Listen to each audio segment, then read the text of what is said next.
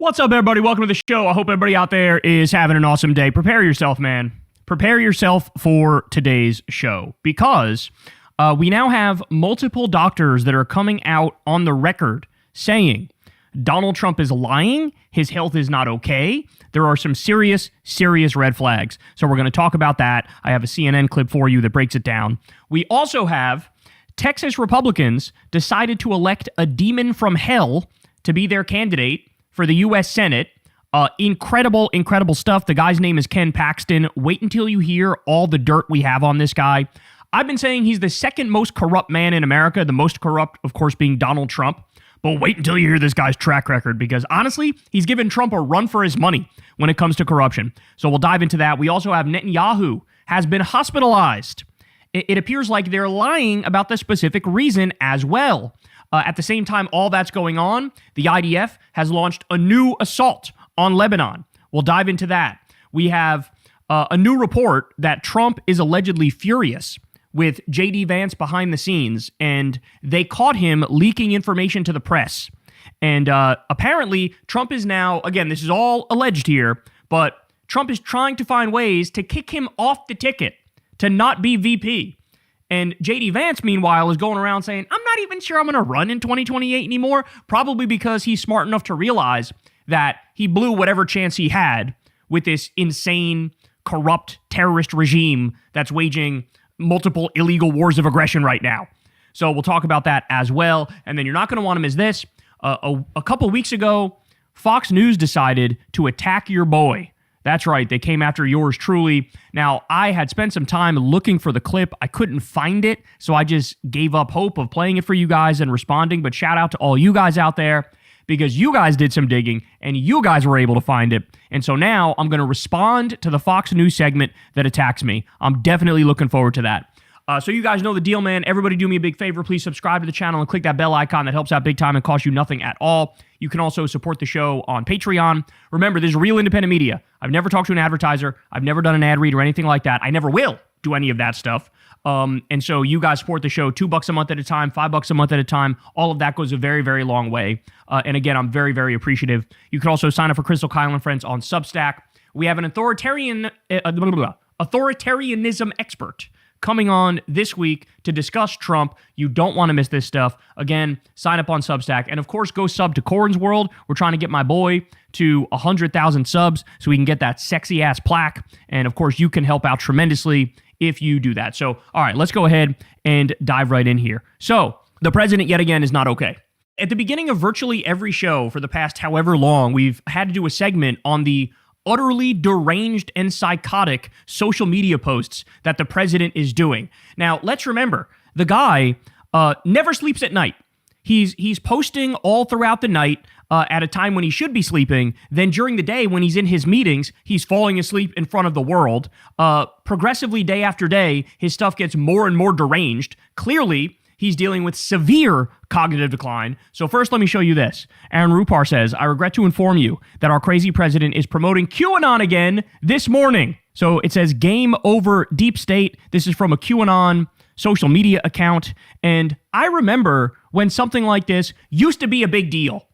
The president flirting with QAnon, promoting QAnon, that used to be a big deal, which was in and of itself a couple days in the news cycle. Now, you're not going to hear about this anywhere else.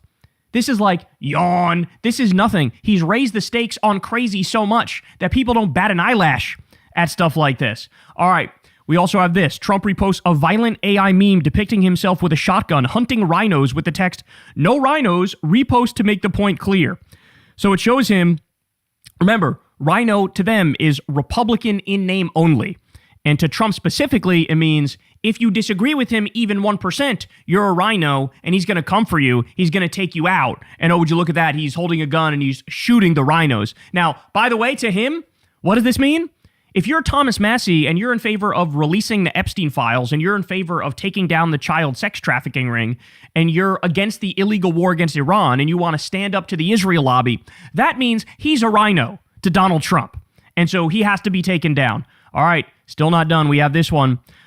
Trump is posting this as his presidency is collapsing. It's Ironically, Joe Biden falling asleep at the Oval Office desk, which is hilarious given the fact that Trump literally cannot stop falling asleep on camera. He's done it at least 5 or 6 times within the past month or so. Dude cannot keep his eyes open. It shows Obama behind him holding the auto pen. It shows Hillary looking evil. And it shows Hunter Biden doing cocaine off the desk. It's kind of amazing that these people still go after Hunter as aggressively as they do when now Hunter looks like a fucking Boy Scout next to them in their corruption. By the way, if you want to go line for line, I guarantee you Trump Jr. Can snort more blow than Hunter Biden at this point. At least Hunter got clean. Don Jr., Lord only knows the cocktail of drugs that his ass is on. Okay, and by the way, he married somebody who's an Epstein associate, just for the record. I don't know if you guys saw that, but somebody who comes from that Epstein world is who Don Jr. Ended up marrying in the wedding that his dad didn't go to, by the way, because he was too busy giving a shitty rally speech and playing golf. Okay, still not done, though. Let's go to this one. Trump posed this. CNN, Iran's Navy is strong. Meanwhile, in the bottom of the ocean, and of course, it's all of the Iranian ships that have been sunk because of, the United States attacking them. This is Trump bragging yet again about we have a big, tough, strong military. That's what we have. I told you guys that at the beginning of every morning, what his generals do and his idiot cabinet does is they splice together a compilation for him of all of the things in Iran that are blowing up. And they show it to him like he's a toddler. And he goes, oh, target went boom, boom. Target went boom, boom. That means we're winning, right? That means we're winning. So in other words, either he's the biggest idiot in the world or he's just lying. And he understands that since we don't control the Strait of Hormuz now, and the IRGC is still in control, that means Iran is winning. Either he's a dipshit and he believes things blowing up means we're winning, or he's just lying, okay? But either way, this is fucking psychotic behavior. How about this one? Trump says, aced cognitive tests. 0 for Barack Obama, 0 for Joe Biden, 3 for Donald Trump. Again, this is so mental to me because Donald Trump is taking the dementia test. You never really have to take that test unless and until you're already showing symptoms. You're already showing signs of severe cognitive decline. So he's bragging about a test that by his own admission, it would show like a camel and a giraffe and say, which one's the giraffe? And since then, though, he's come out to start lying about the test. He makes it seem like they're asking high-level math questions, which is totally not true. I mean, that test is available for anybody to see, and if you go through it, it's very clear. It's very basic stuff to determine whether or not they're sundowning or have Alzheimer's or have, dementia. And so he keeps bragging about taking the dementia test when they've given it to him like 3 or 4 times, which is a giant red flag that people around him know he's clearly not functioning right anymore. So, I mean, it is the biggest self-own of all time. It's so embarrassing. He was bragging, doing a rally speech bragging about, and then they asked me a really tough math question, and I was able to get it. And people are, his fucking lemmings in the audience are clapping, like, oh, my president was able to get the question. Oh, my word.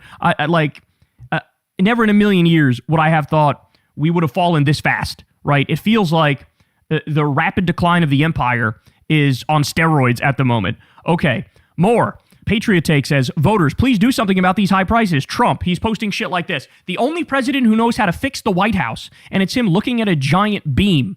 This video went kind of viral the other day because Trump gets out of his Suburban or his Tahoe or whatever the fuck it is, and he goes over and starts looking at this beam and pointing to it and getting everybody around him to look at it, and people are going, is he just like wandering like a lost old man? Does he even know where the fuck he is or what the fuck is going on? It's very possible that, he's a total fucking mess and is wandering around like a lost child.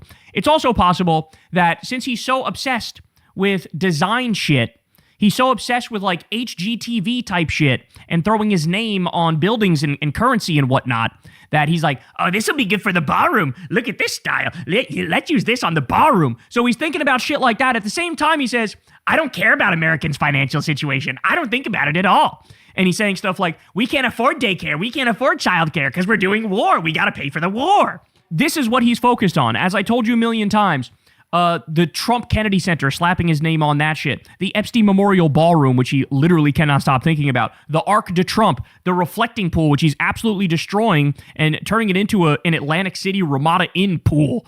Just absolutely disturbing stuff. Throwing his name on currency, trying to get his face on Mount fucking Rushmore. I mean, this thing's a joke. They renamed a Florida airport after him in Palm Beach. Disgusting stuff. This is what he cares about. This is what he's thinking about. Never mind the UFC fight on the lawn. More on that in a little bit, by the way.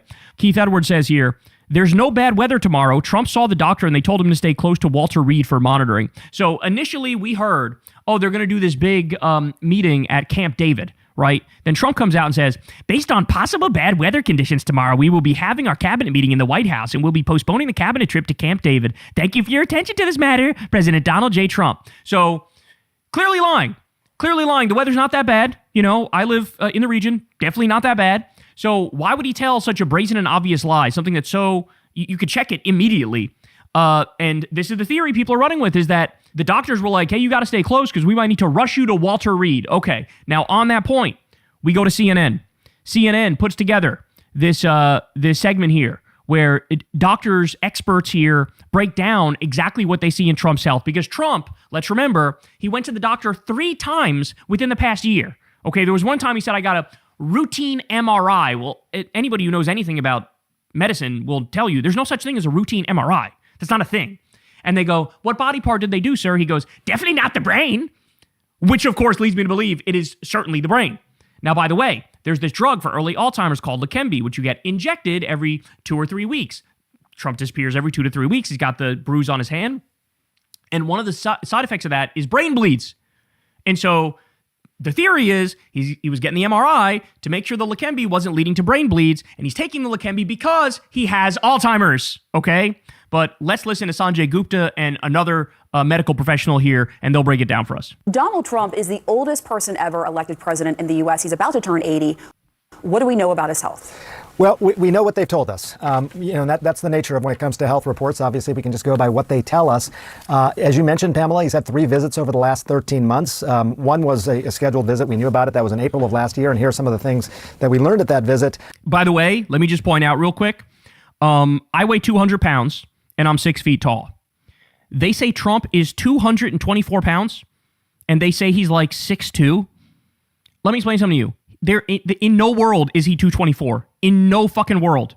This motherfucker, without a doubt, is pushing 280, bro. Without a doubt. Obviously, his age, his weight, slightly elevated blood pressure, has some sun damage, which we can talk about, to his skin, and then that cognitive assessment exam, that Montreal cognitive assessment exam, which he's talked about having taken a few times now and always scored perfectly. He's on various medications, most of them for cardiac sort of stuff, statins and cholesterol-lowering medications, and then that aspirin as well, which he takes at a much higher dose than would be recommended, if it's recommended at all, 4 times higher dose.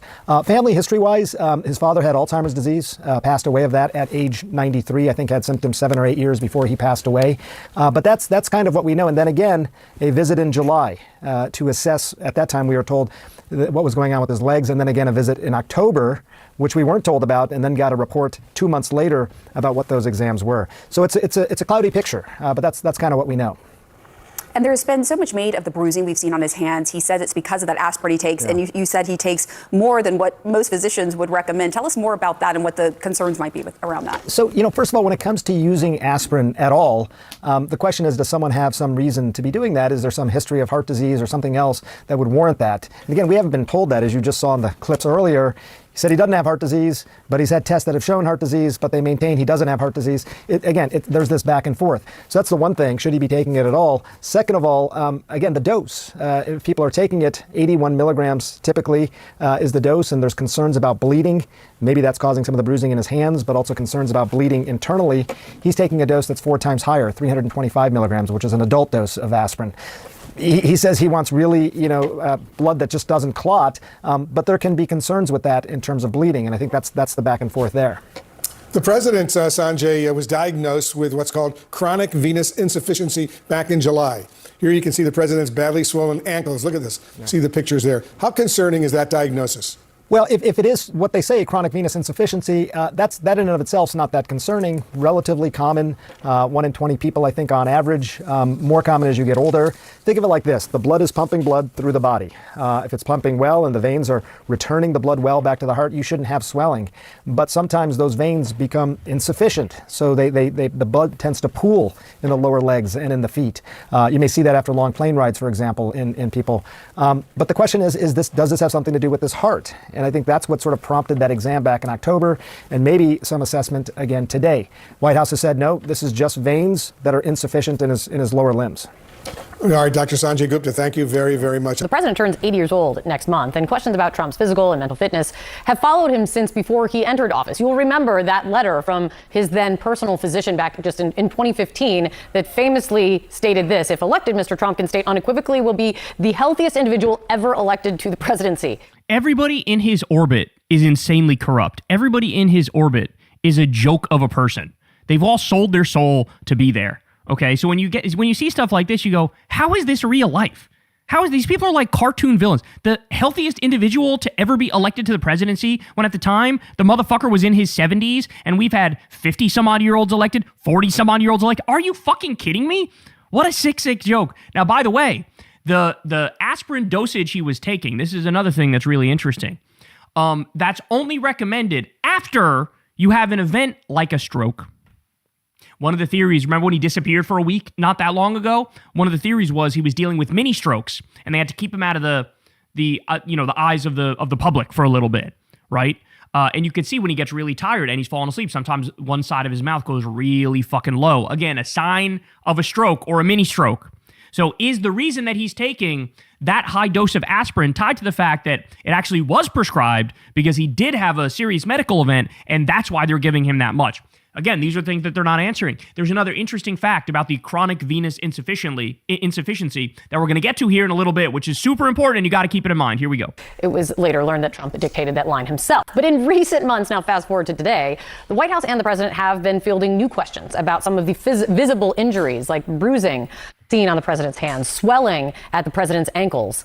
The White House explaining both as minor and benign issues, but questions persist as this White House has long been, at best, opaque about the president's health.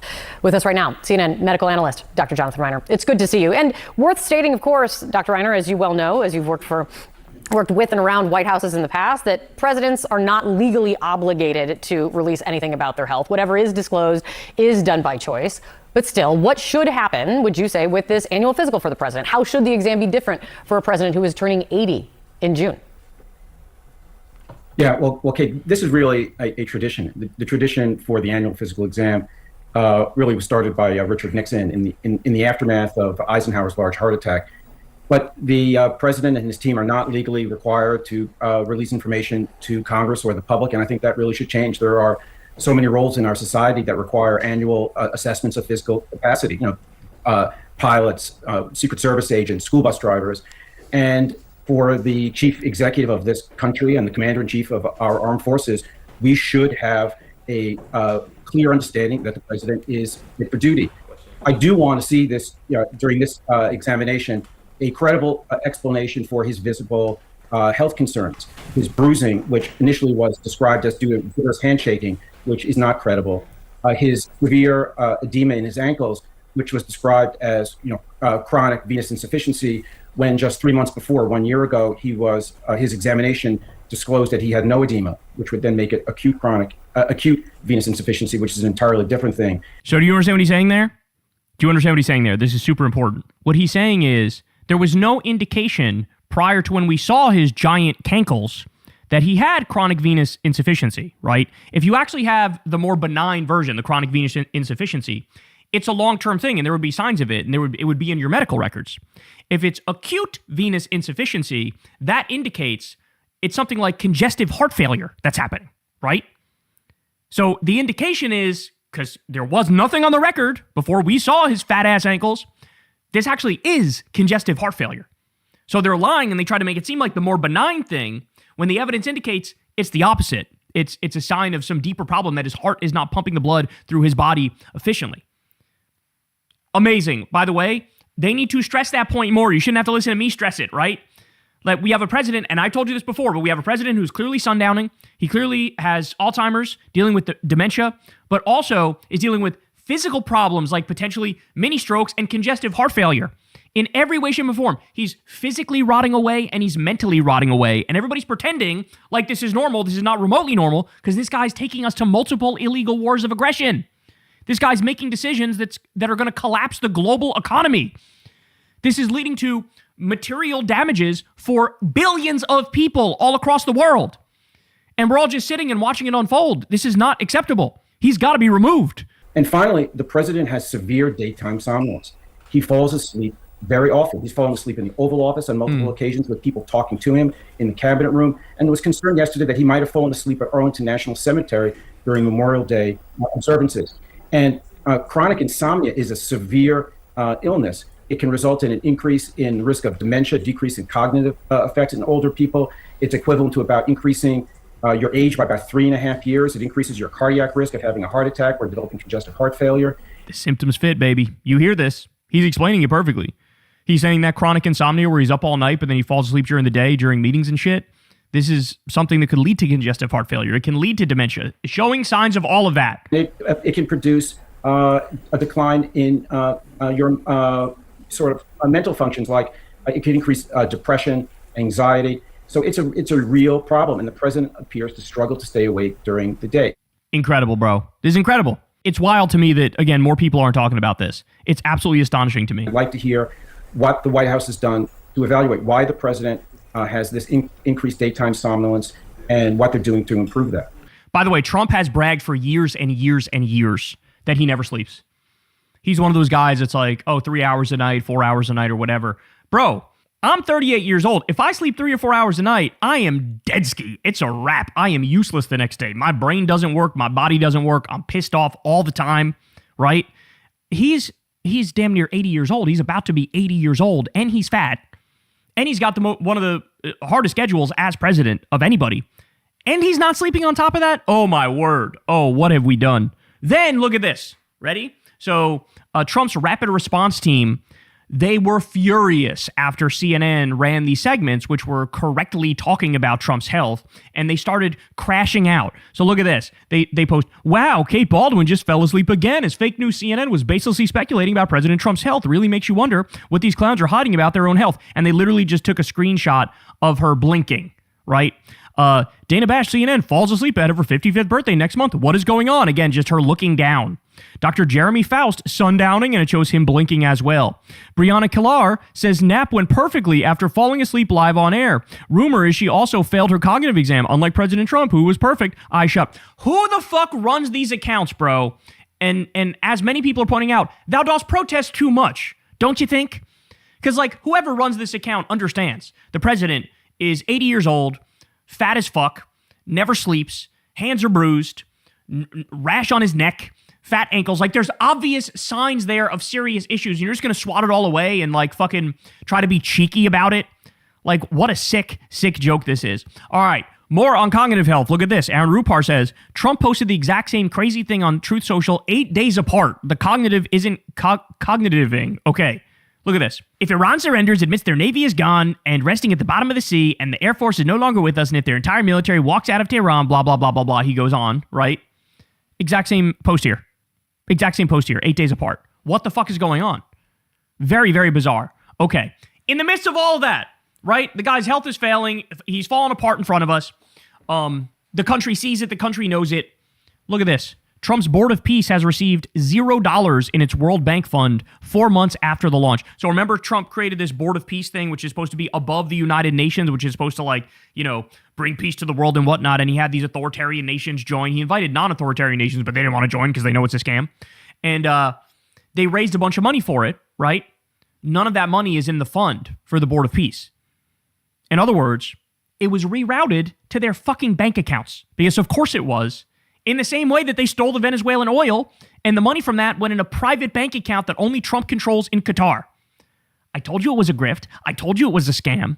He's now shaking down other countries for billions of dollars and just pocketing that shit. That's what's happening. So Dropsite says, the financial fund set up by the World Bank for Trump's Board of Peace has received no money from donors 4 months after its establishment, the Financial Times reported, citing 4 people familiar with the matter. Instead, donations have been routed through a JP Morgan account with no independent transparency requirements. Oh, you don't say. Morocco's $20 million has funded the office of Nikolay Mladenov, the board's high representative for post-war Gaza, and salaries for Palestinian technocratic committee. The UAE provided $100 million to train a Gaza police force, but the program has yet to start and the funds are frozen. Member states had pledged $7 billion for the board's Gaza relief package, and Trump promised a further $10 billion in U.S. funding. Quote, not one U.S. dollar has been deployed for the rebuilding of Gaza. Two people familiar with the post-war planning told the Financial Times. No reconstruction contracts have been awarded. So they make this big show of, oh, the Board of Peace, the first thing we're going to do is we're going to make sure Gaza is rebuilt, and it's going to be amazing. It's going to be tremendous. It's going to be incredible. All that money they raised, nobody knows where it is, except we do know exactly where it is. It's in their fucking bank accounts, okay? This is what he's doing as he's falling apart right in front of us, as he's sundowning right in front of us, as he's physically rotting and mentally rotting right in front of us. He's on a world historic crime spree now. Also, as all this is going on, ready? This is what Donald Trump has done to the people's house. It's just a busted-ass trash palace now. Look at this. So here you see where Trump demolished a large swath of the White House to build his Epstein Memorial Ballroom, completely and utterly illegally, by the way. And also, he's trying to build a doomsday bunker because he's planning on ushering in a doomsday scenario. Okay? So that's all trash. That's all garbage. Everything he's doing there is totally illegal and disturbing and disgusting. Destroying the White House. And then you see next to it here, this is where the UFC fight is going to happen. The UFC fight on the lawn of the White House. I've never in my life seen something and been more convinced that this is pure idiocracy. We're looking at pure idiocracy.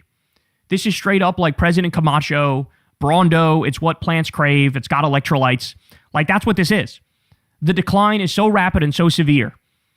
And who would have thought that this would be the way that everything comes undone? All right, we also have this. This is amazing. The New York Times put together a graphic on how much time cabinet members spend kissing up to Trump in meetings. Quote, on average, at least one of every 6 sentences either flattered Mr. Trump, gave him credit, or criticized his political opponents. This is North Korea type shit. So you can see here they have a chart detailing all of it. Here's a couple of examples.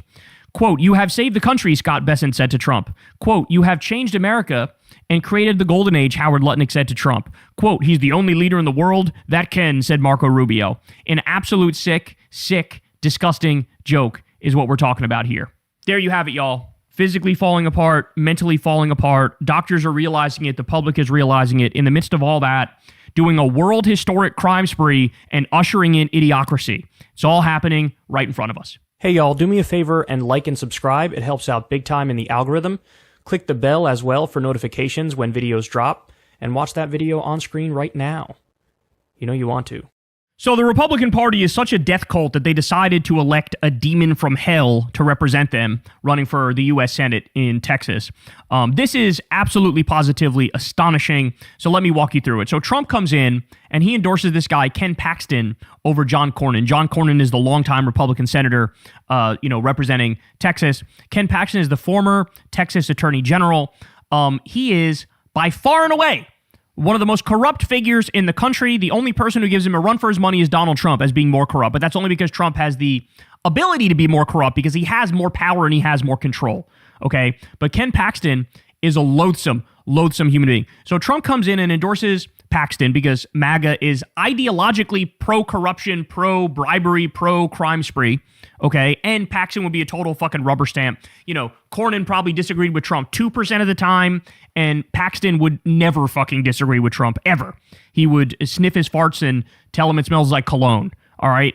So, first let me show you how Cornyn absolutely humiliated himself in the most embarrassing fashion to try to coast by here and win. Okay. So he posted this a while ago.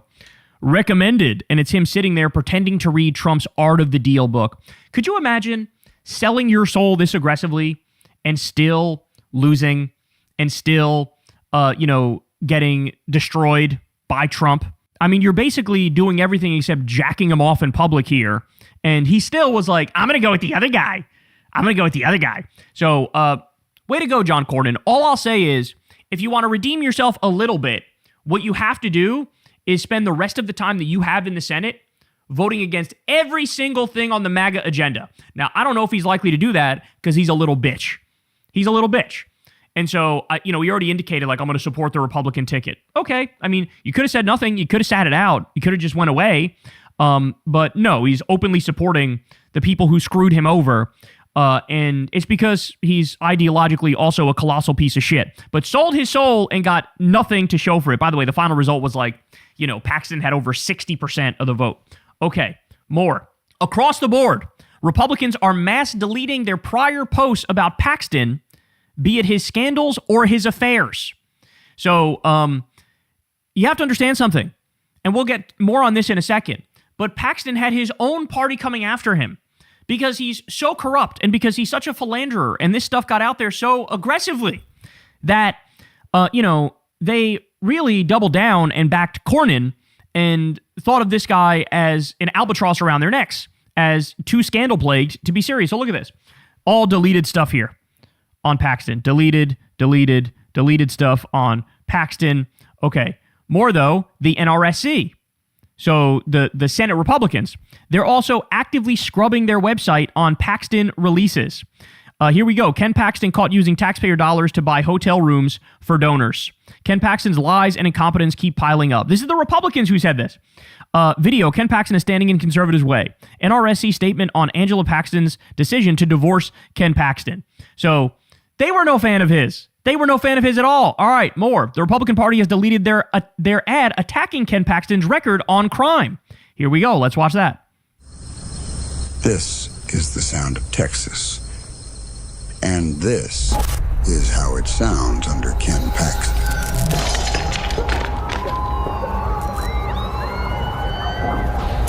Shots fired! Shots fired! 250 plus human trafficking cases dismissed, it said. It also said a 40% increase in grapes. So, which Texas do you want to hear? Texas deserves better than the sound of Ken Paxton. Paid for by the NRSC. Oh my word. All right, ready? Team Tallarico says, this is Ken Paxton's mugshot. He was indicted on 3 felony counts for investment fraud. He was reported to the FBI by his own staff for bribery. He was impeached by his own party for corruption. Now he's the Republican nominee for U.S. Senate in Texas. Together we will stop him. Look at this, bro. Trump loves criminals. He's surrounded by criminals. He pardons fraudsters, criminals, nonstop. This is who these people are. It's not a coincidence Trump was charged with 91 crimes. It's not a coincidence he was convicted on 34 felony counts. It's not a coincidence. They are ideologically pro-criminal. They are, which is ironic because half the time they do law and order. We're in favor of law and order. What they really mean is, let's stop and frisk all the black people and try to lock all them up. Let's do that. That's what they mean. But in terms of white-collar crime, oh, yummy in my tummy. They are for it all day, every day, son. I'm telling you, this is not a government. It's a crime family. It's a criminal syndicate. It's a cartel. That's how it functions. Trump is a mob boss. That's what he is. He knows this guy will be a loyal capo. All right, more. Just a little Ken Paxton shady shit. Definitely not all of it. Indicted on felony security fraud charges in 2015 for misleading investors, settled with restitution, community service, and ethics classes, no trial, impeached by Texas House in 2023 on 16 to 20 articles, including bribery, abuse of office, obstruction of justice, and misusing public resources to benefit donor Nate Paul, accused by top aides, whistleblowers of accepting bribes, favors from donor Nate Paul, home remodel, job for alleged mistress, aides fired after reporting to the FBI, multiple extramarital affairs while married, including one cited in wife's divorce filing on biblical grounds. By the way, this guy also pretends to be this big-time Christian family values guy. Meanwhile, he can't keep his fucking dick in his pants. Incomplete ethics disclosures for years, failed to report numerous out-of-state properties, portfolio now 10 to 11 plus homes, and land worth $7.5 million across Texas, Florida, Oklahoma, Utah, Hawaii. Where the fuck did you get all that money from, son? Where'd you get all that money from? Claim multiple homes as primary residence on mortgages for better rates while collecting homestead exemptions. By the way, this is the exact shit Trump was using to go after any Democrat he could. Oh, you have 2 residences and you say this one's your primary home, but it's actually not. It's the other one. We're going to go after you and charge you with a felony. Meanwhile, Ken Paxton's got like fucking 8,000 homes doing the same shit. Trump's like, he has my complete and total endorsement. Wealth grown from modest salary to multimillionaire with unexplained timing on real estate spree and blind trust opacity. Retaliation against whistleblowers and attempts to settle lawsuits with public funds. Oh my word. Early failure to disclose investments in companies receiving state contracts he voted on. Classic self-dealing corruption 101. Oh, my days. Cost Texas taxpayers $5.1 million for his impeachment trial and prosecution. Cost Texas taxpayers millions more in whistleblower retaliation settlements / judgments. Proposed $3.3 million. Court awarded $6.6 million. Ongoing pattern of donor influence. Incomplete PFS filings, ethics complaints, and legal defense funded by donors' campaign while taxpayers foot the bill spanning 20 plus years in office. So he's using taxpayer money to fund his legal defense for all of his various crimes. Oh, my word. How about this one? Adam Hoffman raped his son's best friend for 3 years. First-degree felony, life without parole. Ken Paxton's office gutted it to 60 days. He walked free after 30. No sex offender registration. His record scrubbed clean. Texas protects predators with power. So Donald Trump, who's protecting the entire Epstein class who raped children and were engaged in child trafficking, which he was engaged in too. Now they're bringing in somebody who has a track record of protecting pedophiles. He has a fucking long track record of it. Here's the scumbag right here that should have got life without parole and got 30 fucking days and walked free, and name is not even on the sex offender registry. Texas AG Ken Paxton has ignored requests to explain Adam Hoffman's plea deal, House Judiciary Chair says. So when it's brought up to him, he doesn't say shit. In fact, there are multiple instances of him going light on pedophiles, y'all.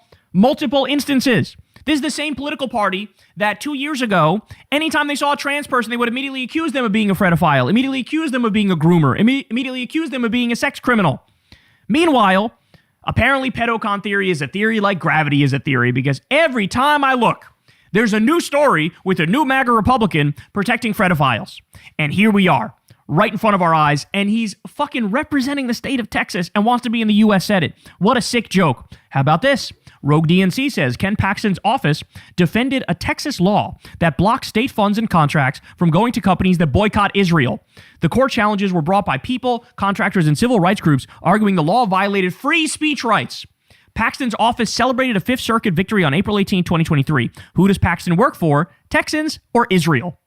So he helped lead a crackdown on free speech rights, protecting the feelings of Israel over the free speech rights of the American people to say, I want to boycott Israel. What a sick, sick joke. All right, but I'm still not even through the worst stuff yet, okay? There was a Steve Bannon interview that Ken Paxton did in 2023. Now remember, he was the Texas Attorney General for quite a while. He was the Texas Attorney General during the 2020 election, okay? Listen to what he casually admits here and share this video far and wide, because this is mind-blowing and this should be completely and utterly disqualifying. He should resign in disgrace for this right here. Listen, here we go. It's certainly critical to my state, and that's why we fought off these 12 lawsuits. We had them in Houston, we had them in San Antonio, we had them in Austin, we had them in the counties where you'd have the most liberal judges. And it was a concerted effort nationally with lots of money going into it.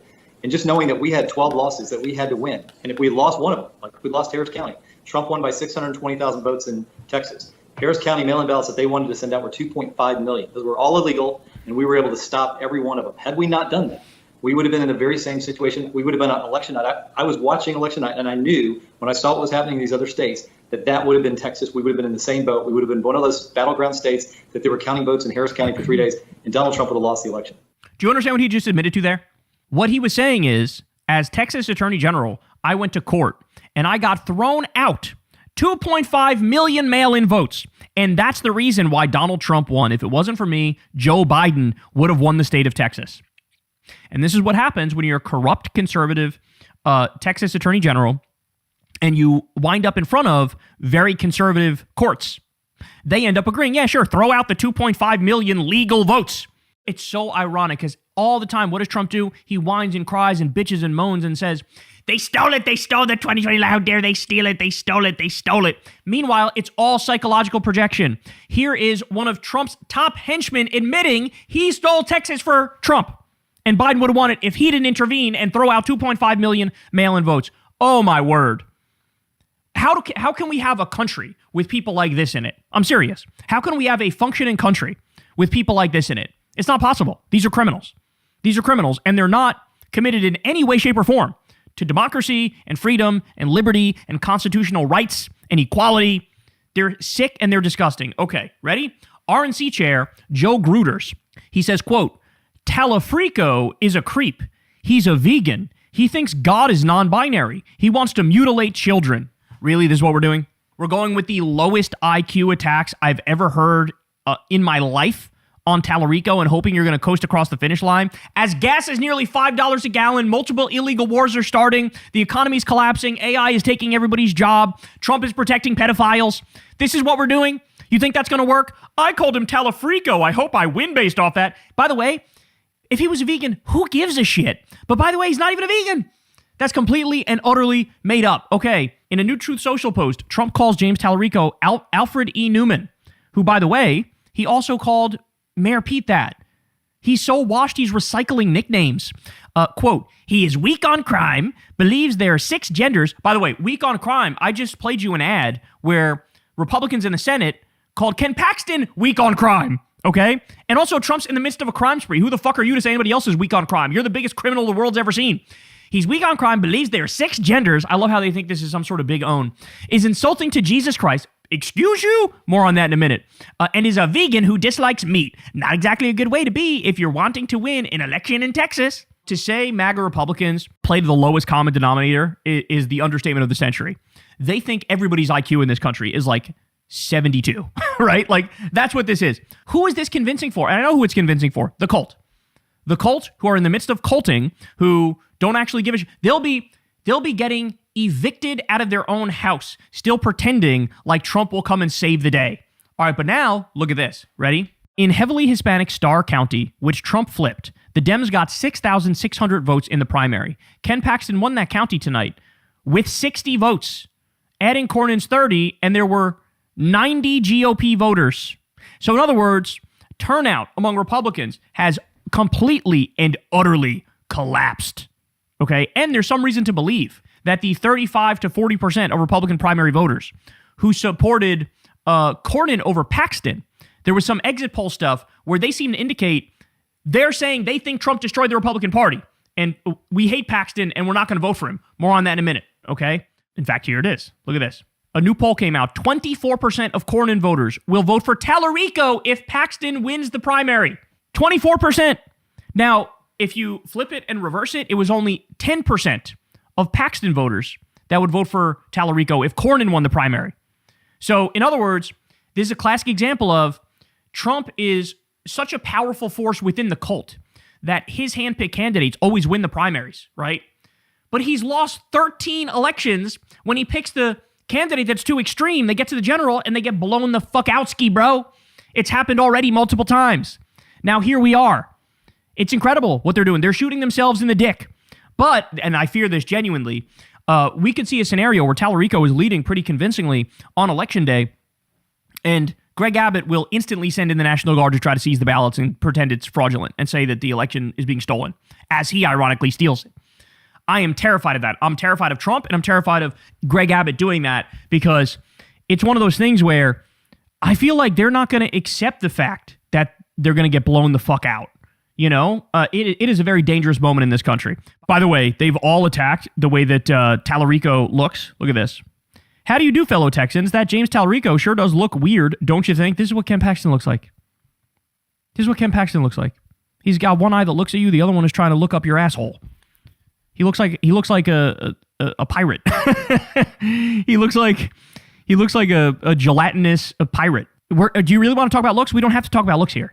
We could leave this conversation aside. We don't have to have this conversation. But if you want to have this conversation, I think Tallarico is winning that conversation 10 out of 10 times. All right, and then finally, here's an old clip of Tallarico. I love how they're already making mincemeat of Paxton, bro. He didn't skip a beat. He was instantly out there making mincemeat of Paxton. It was glorious to see. He's calling him the most corrupt politician in America. Technically, that's not true. I think Trump is more corrupt, but I get why he's doing that, and I would do the same thing if I was in his shoes.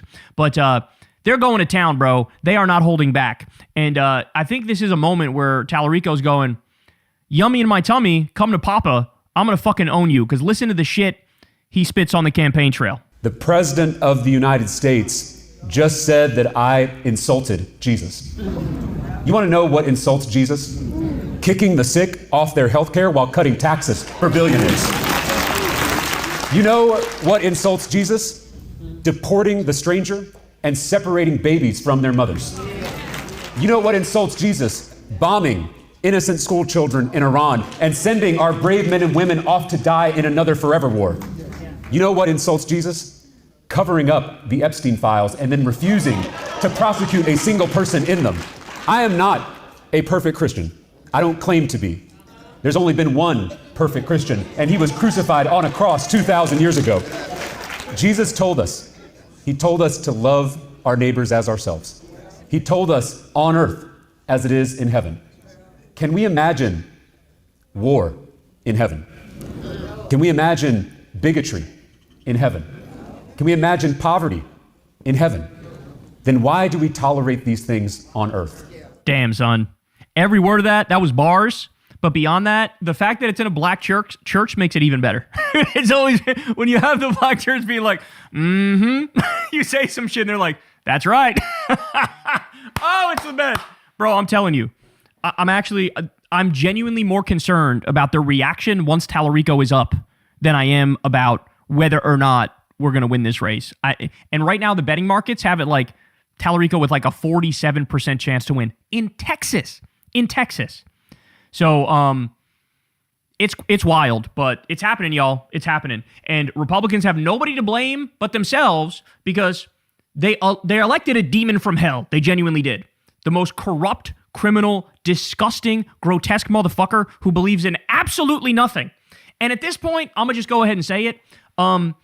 You can, if you're a Republican, you are just genuinely and sincerely hopeless. If you voted for Ken Paxton, there is no hope for you. You don't care about making this world a better place. You don't care about raising wages and getting people health care and improving the system and giving people opportunity and fixing problems. Like, if you supported that guy, it is now impossible to steelman you.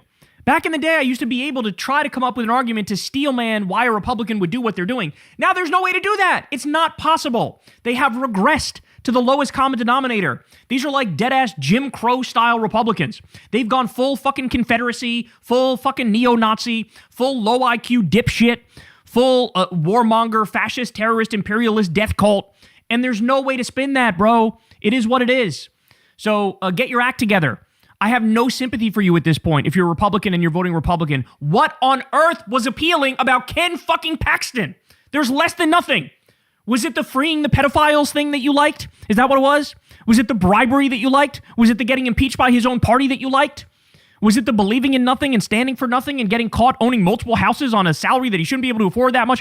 What is it about this man that you like? There's nothing likable, nothing. It's Donald Trump told me to do it, so I did it. Then don't get fucking mad when we call you a cult. Because you are that. You're the most obvious cult of all time. And at this point, if you disagree with that, you're just factually wrong. Hey, y'all, do me a favor and like and subscribe. It helps out big time in the algorithm. Click the bell as well for notifications when videos drop.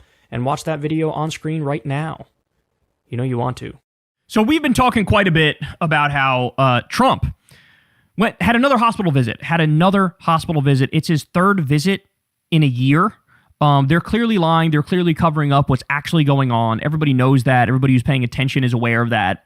But perhaps unsurprisingly here, we have another world leader who's flat out lying about what's going on with his health. So take a look at this. Netanyahu visits Hadassah Hospital amid ongoing questions over his health. So he was rushed at night, y'all. He was rushed at, I believe it was 11 p.m. at night. Okay? Look at this. Israel Prime Minister Benjamin Netanyahu, 76, visited Hadassah Ein Kerem Hospital in Jerusalem on Monday evening, according to Hebrew media reports. Israeli newspaper Yedioth Aronoth reported that Prime Minister Benjamin Netanyahu arrived at Hadassah Hospital in Jerusalem this evening. Netanyahu's office claimed he was at the hospital for dental treatment, without providing further details, according to the report. Dental treatment? Late night, rushed to dental treatment? The visit came days after Netanyahu revealed that he had been diagnosed with prostate cancer around a year and a half ago and had undergone radiation treatment. Well, what the fuck? Because if you had said, hey, I think this guy has cancer, a year ago, they would have said, you're a conspiracy theorist, you're a liar, there's no reason to believe that, how dare you, right? Now they're admitting, oh yeah, a year and a half ago he had cancer and he had treatment for it, but everything's good now, bro, no reason to worry. And that's why, he's getting rushed to the dentist at 11 at night? The disclosure was made during statements and medical reports submitted to the Tel Aviv District Court as part of a lawsuit he filed against journalists accused of publishing false information about his health. Quote, my health is normal. Some even say it's excellent. Who does this remind you of? I did not suffer from pancreatic cancer as reported in April 2024. If that were the case, I would not be alive today, Netanyahu told the court, according to Hebrew news website Globes. He added that an MRI scan carried out in late 2024 revealed a small spot on his prostate, which was later identified as an 8mm cancerous tumor. Netanyahu said he underwent 5 radiation therapy sessions in January and February 2026, adding that follow-up tests showed the tumor had completely disappeared. He also said he had previously undergone surgery to implant a heart rate monitoring device. Oh, okay. So he's had multiple health problems. He was rushed to the hospital at 11 at night, and they're pretending like he needed an emergency cavity filling, bro. Yep, that's what it is. Come on, man. Him and Trump at the same time. Trump's getting rushed to the hospital, and they're lying about that. He's getting rushed to the hospital, and they're lying about that. Trump also used the exact same excuse. Oh, yeah, it's dental treatment. It would have been his 3rd dental treatment in under a year, when in the White House, they have dental equipment and a dental chair and a dentist. But he's going elsewhere. He's going to Florida for his dental treatment. Who are you kidding? So it appears like he's in failing health. Now, as he is being rushed to the hospital at night, and they're lying about it, ready? Mushroom cloud lights up Lebanon's Bekaa Valley in burning orange as Israel launches 180-plus strikes in the past hours. 30-plus killed, including 4 children and 3 women, 40-plus injured. Look at this. Massive mushroom cloud in the distance there. And this is something we've been warning you of for quite a while, that any so-called ceasefire with Israel is not a ceasefire. It's you cease and we fire. And now that's happened time after time after time. So here's Netanyahu saying, since Operations Lion's Roar, we have eliminated approximately 2,500 Hezbollah terrorists. During the ceasefire alone, 700 Hezbollah terrorists were eliminated. What? During the ceasefire, you killed 700 Hezbollah terrorists? As Ryan Grimm points out, this is not how a ceasefire works. Also, many of these were journalists and medics. So they lie and call everybody Hezbollah. And again, they're openly admitting to murdering people during the so-called ceasefire. Exactly what I told you. Remember when Trump got the fake ceasefire in Gaza? And I was out there on day 1 saying, this shit is fake. It's not an actual ceasefire. Wait and see. And then immediately I was proven correct. But there's a bunch of idiots out there who fell for it, who took the bait and thought it was actually a fucking ceasefire, which is humiliating and embarrassing given the track record of how much Trump lies, how much Netanyahu lies. Everybody should have known this was total fucking horseshit. He continues, our forces are completing the destruction of terror infrastructure adjacent to our communities. In other words, we're bombing all of South Lebanon and stealing all of South Lebanon. Large IDF forces are operating deep in the territory, seizing controlling areas and fortifying the security zone. In Beirut, we thwarted the commander of the Radwan force. We are leading a massive national effort to advance solutions against explosive drones. Against Hezbollah, we do not stop fighting for a moment, and there's more to come until ensuring the full security of Israel's citizens. By the way, Hezbollah has released a video of successful drone attacks against the IDF, and there's a lot of them. So in the same way that Israel tried to hide the damage that Iran was doing to Tel Aviv and to the country more broadly during the hot war, they're also desperately trying to cover up the damage that Hezbollah is doing to the IDF on a regular basis. Remember, we covered on the show not that long ago, you have an IDF chief who basically came out begging for conscription of the ultra-Orthodox, saying the IDF is going to collapse if we don't get more people. Okay, we can't fight a 7-front war, as they are, by the way, and not conscript these ultra-Orthodox. But the ultra-Orthodox have not been conscripted, and because they're a big part of Netanyahu's coalition, he doesn't want to conscript them. Okay, but the signs are the IDF is on the brink of absolute collapse. Israel is on the brink of collapse. Who wants to stay there? This country's warmongering with everybody around them. Everybody in the region fucking hates them. Of course, they're going to retaliate now and attack Israel. Do you want to live under the threat of bombs 24/7? Right? Like, why? It's only the most psychotic and insane ultra-Orthodox freak terrorists who want to steal Palestinian lands, illegal settlers. These are the only people that actually want to be there. And even so, they just want to steal the land and not fight in the military. So this whole thing, this whole project is going to fucking implode. It's going to implode right in front of our eyes. So again, it's not me saying it. It's the IDF chief came out and said, we're on the brink of collapse here if we don't do something. All right, but we have more. Breaking, Israel just dropped bombs on Karun Dam in Lebanon's Bekaa Valley, a key water reservoir serving civilian populations across surrounding villages. This is not a battlefield target. It is critical water infrastructure. This is an act of genocide. Israel doing an act of genocide? No, I can't imagine such a thing. Look at this. Bombing a dam.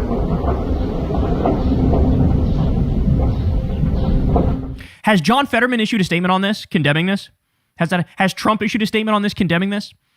Has anybody in Western media even talked about this? Has that happened? There is nothing that crosses the line to Israel. In their mind, everything is fair game. We'll murder your children. We'll murder your babies. We'll steal your land. We'll carpet bomb fucking UN workers and World Central Kitchen workers, and we'll force you to evacuate and then bomb you when you get to the so-called safe zone. This is all shit that they've done.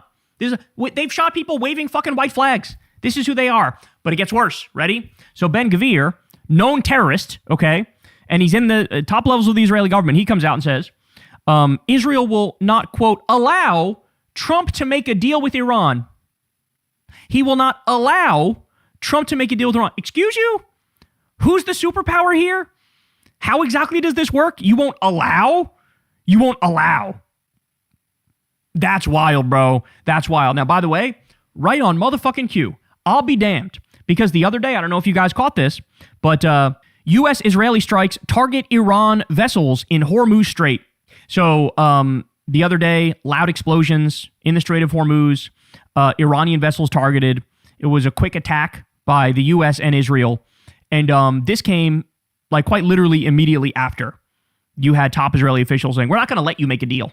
This thing is going to be undermined 1,000 ways to Sunday. Now, Trump is an idiot. Trump is sundowning. He doesn't know whether he's coming or going. He wants a deal. He knows he needs a deal to save the economy, but also he's fundamentally incapable of understanding the complexities of the issue and, how to negotiate a deal. And so the surrounding neocon warmongers and Israeli lobby freaks are actually steering the ship, and they will not allow Trump to agree to, turn over control of the Strait of Hormuz, for example, shut down U.S. military bases in the region, for example, give the Iranians back their own money, for example. So we're in hell. So Israel will continue to illegally attack Lebanon and steal all of South Lebanon on top of stealing Gaza, on top of stealing the West Bank right in front of our eyes. They're going to continue to do that until the fucking wheels fall off. And they're going to continue to insist on a forever war with Iran because, again, the Israeli goal is to turn Iran into Libya, to turn it into a failed state. That's the goal. Let's have a permanent crisis there, permanent war. Let's have warring factions in the street. Let's have a collapse of civil society and order. They just want to take Iran off the map as a competitor to them.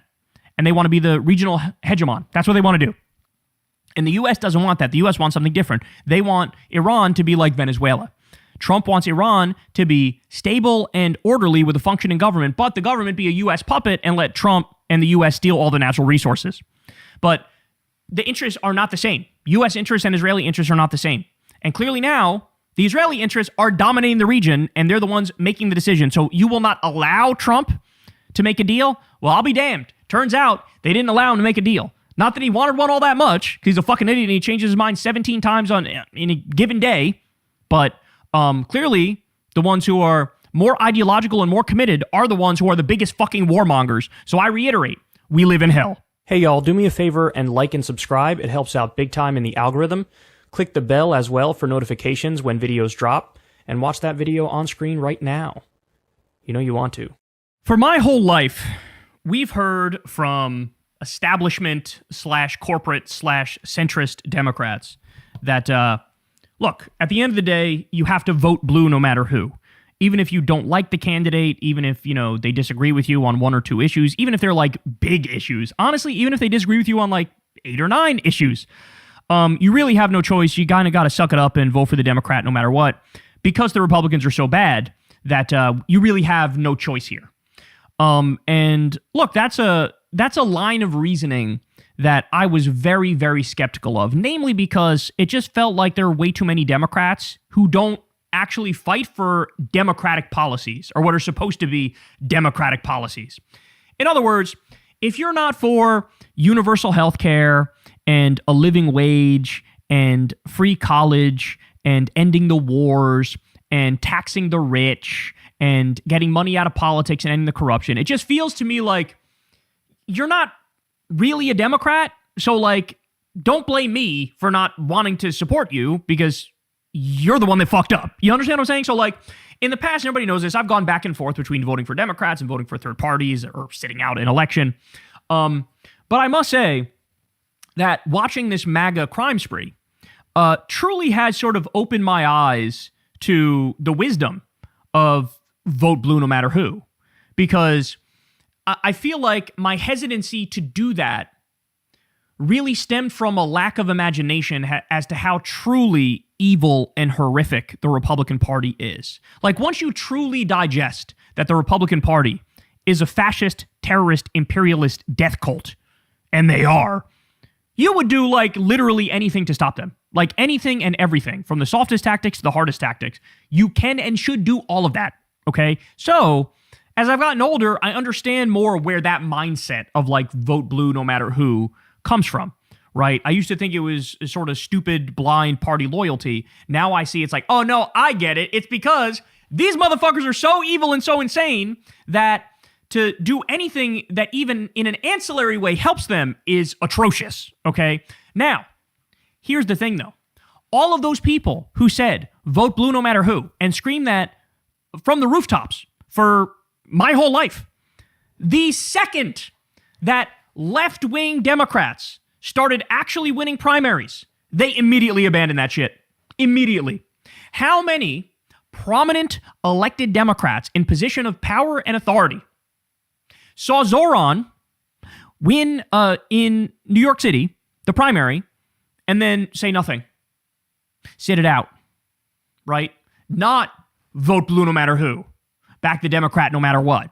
No, because it turns out a lot of these centrist, establishment, corporate Democrats, they're ideological in the same way that you and me are ideological, but their ideology is not as good, right? Like, their ideology is, let's do minor tweaks around the edges to the system, try to, like, improve people's lives a little bit, but really our primary goal is to represent our donors, is to represent Wall Street and the military-industrial complex and the Israel lobby and all these groups. So they never meant it. They never fucking meant it. When they said vote blue no matter who, if they actually believed in vote blue no matter who, motherfucking Chuck Schumer and Hakeem Jeffries and all these people who sat it out, they would have been on the front lines cheering for Zoran, telling people to vote for Zoran.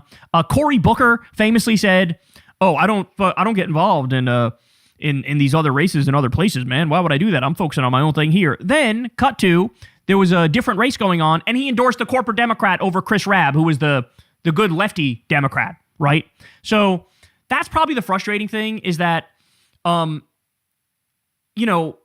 perhaps naively thought they meant it when they said vote blue no matter who, but the second actual lefties started winning, all of a sudden they just became immediate hypocrites and were like, no, and now I don't want to vote blue no matter who. Now I'm going to fucking sit it out or vote for some third party candidate. Or in some cases, these people are deplorable enough to even, like, silently support the Republican.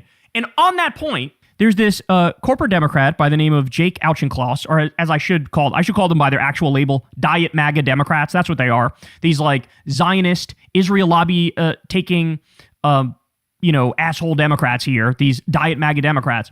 This is really what they are. This is where their ideology stems from. It is Diet-MAGA shit.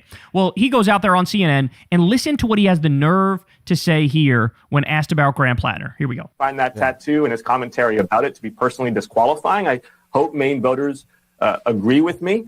I think there would be a mistake for the Democratic Party to think that Graham Plattner's brand of the Democratic Party is what wins us durable majorities throughout this country. So do you understand what he just said there? That was an effective endorsement of Susan Collins. That's what that was. He effectively endorsed Susan Collins. He said he finds Plattner and his tattoo and his explanation to be personally disqualifying, and that he hopes people agree with him. That's what he's saying. Let me tell you a little bit about this guy. Jake Auchincloss voted for the Moskowitz bill prohibiting the State Department from citing Gaza Health Ministry death figures, released a statement characterizing a modern-day pogrom, an episode during which Dutch locals attacked visiting Jewish supremacist soccer fans after the latter spent the weekend burning and vandalizing Palestinian flags while storming the streets of Amsterdam chanting, "There are no schools in Gaza, for there are no children left." Publicly rebuked Amnesty International's 296-page misleading and false report, compiling the evidence that led the organization to conclude in mid-2024 that Israel was guilty of genocide. So this guy's a genocide denier, in other words. On September 26, 2025, he demanded Marco Rubio take swift action to end Hamas's war on Israel and said Hamas was singularly responsible for atrocities in the Middle East right now. In other words, blame Hamas for all of the endless war crimes Israel is committing against Palestinians. is, in other words, another in a long line of liberal-coded Holocaust deniers cynically exploiting the memory of one genocide to prolong another that has already lasted nearly 3 years, even at the risk of prolonging the violence and plunder of Trump's clique of kleptomaxers. Did I mention he's in abundance, bro? Move to Israel, Jake. So people are calling this guy an Israel first Democrat, and I think that's fair. I think that's fair. In fact, he's taken a colossal amount of money from the Israel lobby. How about this one? Throwback to when Jake Auchincloss was in hot water for old Facebook posts about burning the Quran. Look at this. I'm sorry for 2010 Facebook post about burning the Quran. So this guy, who actually is in league, by the way, when he does shit like this, sorry, it's true, but you're in league with white supremacists and Nazis, okay? You did that, but Plattner's tattoo is unacceptable. Number one, even though he got it covered up. Number two, even though it was a skull and crossbones that he didn't realize was fucking a Nazi symbol. Okay. Number three, he fucking apologized for it anyway. But he crossed the line, whereas everybody should forgive you, of course, right? No, this is a sick joke. By the way, look at this. He's taken $915,000 from pro-Israel PACs. So that's the real reason why he's against Graham Plattner. If Graham Plattner had that same tattoo, but he was pro-Israel, Jake Auchincloss would be endorsing him, no problem whatsoever. No questions asked. None. But since he has that tattoo, or he did in the past, doesn't anymore, and he's critical of Israel because of their genocide, well, now it's unacceptable. Now I'm going to do an effective endorsement of Susan Collins. Are you fucking kidding me? Now, by the way, yesterday, I don't know if you guys saw this, I posted a tweet on this, and I put his DC office phone number, and I said, call him and tell him what you fucking think of this. Because I said he should resign. I'm sorry. If you are looking at this Trump crime spree, this MAGA crime spree, protecting pedophiles, protecting the entire Epstein class, cutting taxes for billionaires, looting the treasury, the most corrupt shit we've ever seen ever in our lives by far, and it's not even close. The self-dealing, the endless wars, the ICE concentration camps. Like, I cannot keep up with the destruction of everything in this country. Science, medical research, the regulatory state, the administrative state, everything's being obliterated. If you look at that and you're effectively endorsing against the Democrat, I'm sorry, you're the enemy. You're the enemy. This is why we call you Diet-MAGA, because you are that. You're the enemy. You're not actually a Democrat, right? So I posted his phone number. There was a furious backlash even before I did that. Like, everybody was talking about this, but I posted his phone number. I'm sure a bunch of people called and were like, are you fucking kidding me? Like, how disgusting are you? What a sick joke. So what happens? He comes out and tries to backpedal. Susan Collins is a rubber stamp for the worst administration in history, claims that I would endorse her, implicitly or otherwise, ignore my track record supporting Democrats to take back both chambers. By the way, I should point out, he's the head of a group called Majority Democrats. And here he's just denying objective reality. He said, claims that he would endorse her implicitly or otherwise are wrong. You literally did implicitly endorse her. Like, we just saw you do that. Plattner's tattoo is disqualifying is what you said. Well, it's only going to be Plattner or Collins. That's who's going to win. It's one or the other. So if you're saying not Plattner, what are you fucking saying? You're saying exactly what we know you're saying. He continues, as I said months ago, I find Plattner's Nazi tattoo and his commentary about it personally disqualifying. If it were me, I'd vote for someone else in the Maine Democratic primary. He's the nominee. It's over. It's done. Regardless of what happens in Maine, Democrats need to take back the Senate, and I'll keep working hard to make it happen. What a sick joke. What a sick joke. So I said resign. People are showing here, look how much money you've taken from the Israel lobby, and this is why you'd be comfortable with Susan Collins and not with Graham Plattner, because he's not taking any money from the Israel lobby.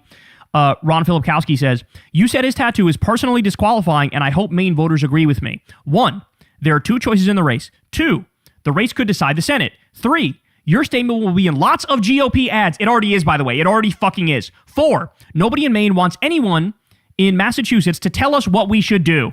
Shout out to Ron Filipkowski, man of Midas Touch. He's fucking awesome. Tommy Vieter says, have you called or met with him to discuss it? Talking about, you haven't even talked to Plattner? You're just endorsing against him. Gee, I wonder why that is. Could it be because you take $1 gazillion in Israel lobby money and he's critical of Israel and critical of the genocide and you support the genocide? Is that why? Is that it? Does that have something to do with it? You Diet-MAGA fucking prick. Hanania says, seems like you either support Plattner or Collins, and there isn't a third option. In other words, even Hanania hates Plattner.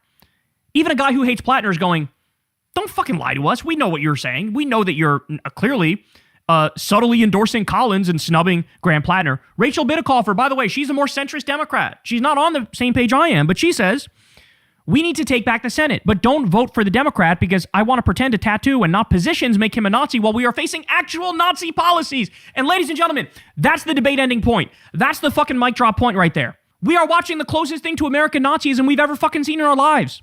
There are concentration camps. Look at how ICE treats people. There's no more constitutional rights. They don't even abide by the warrant system anymore. Like the illegal wars of aggression, the carpet bombing girls' schools. This is a Nazi-like crime spree we're looking at. Never mind the corruption and the self-dealing.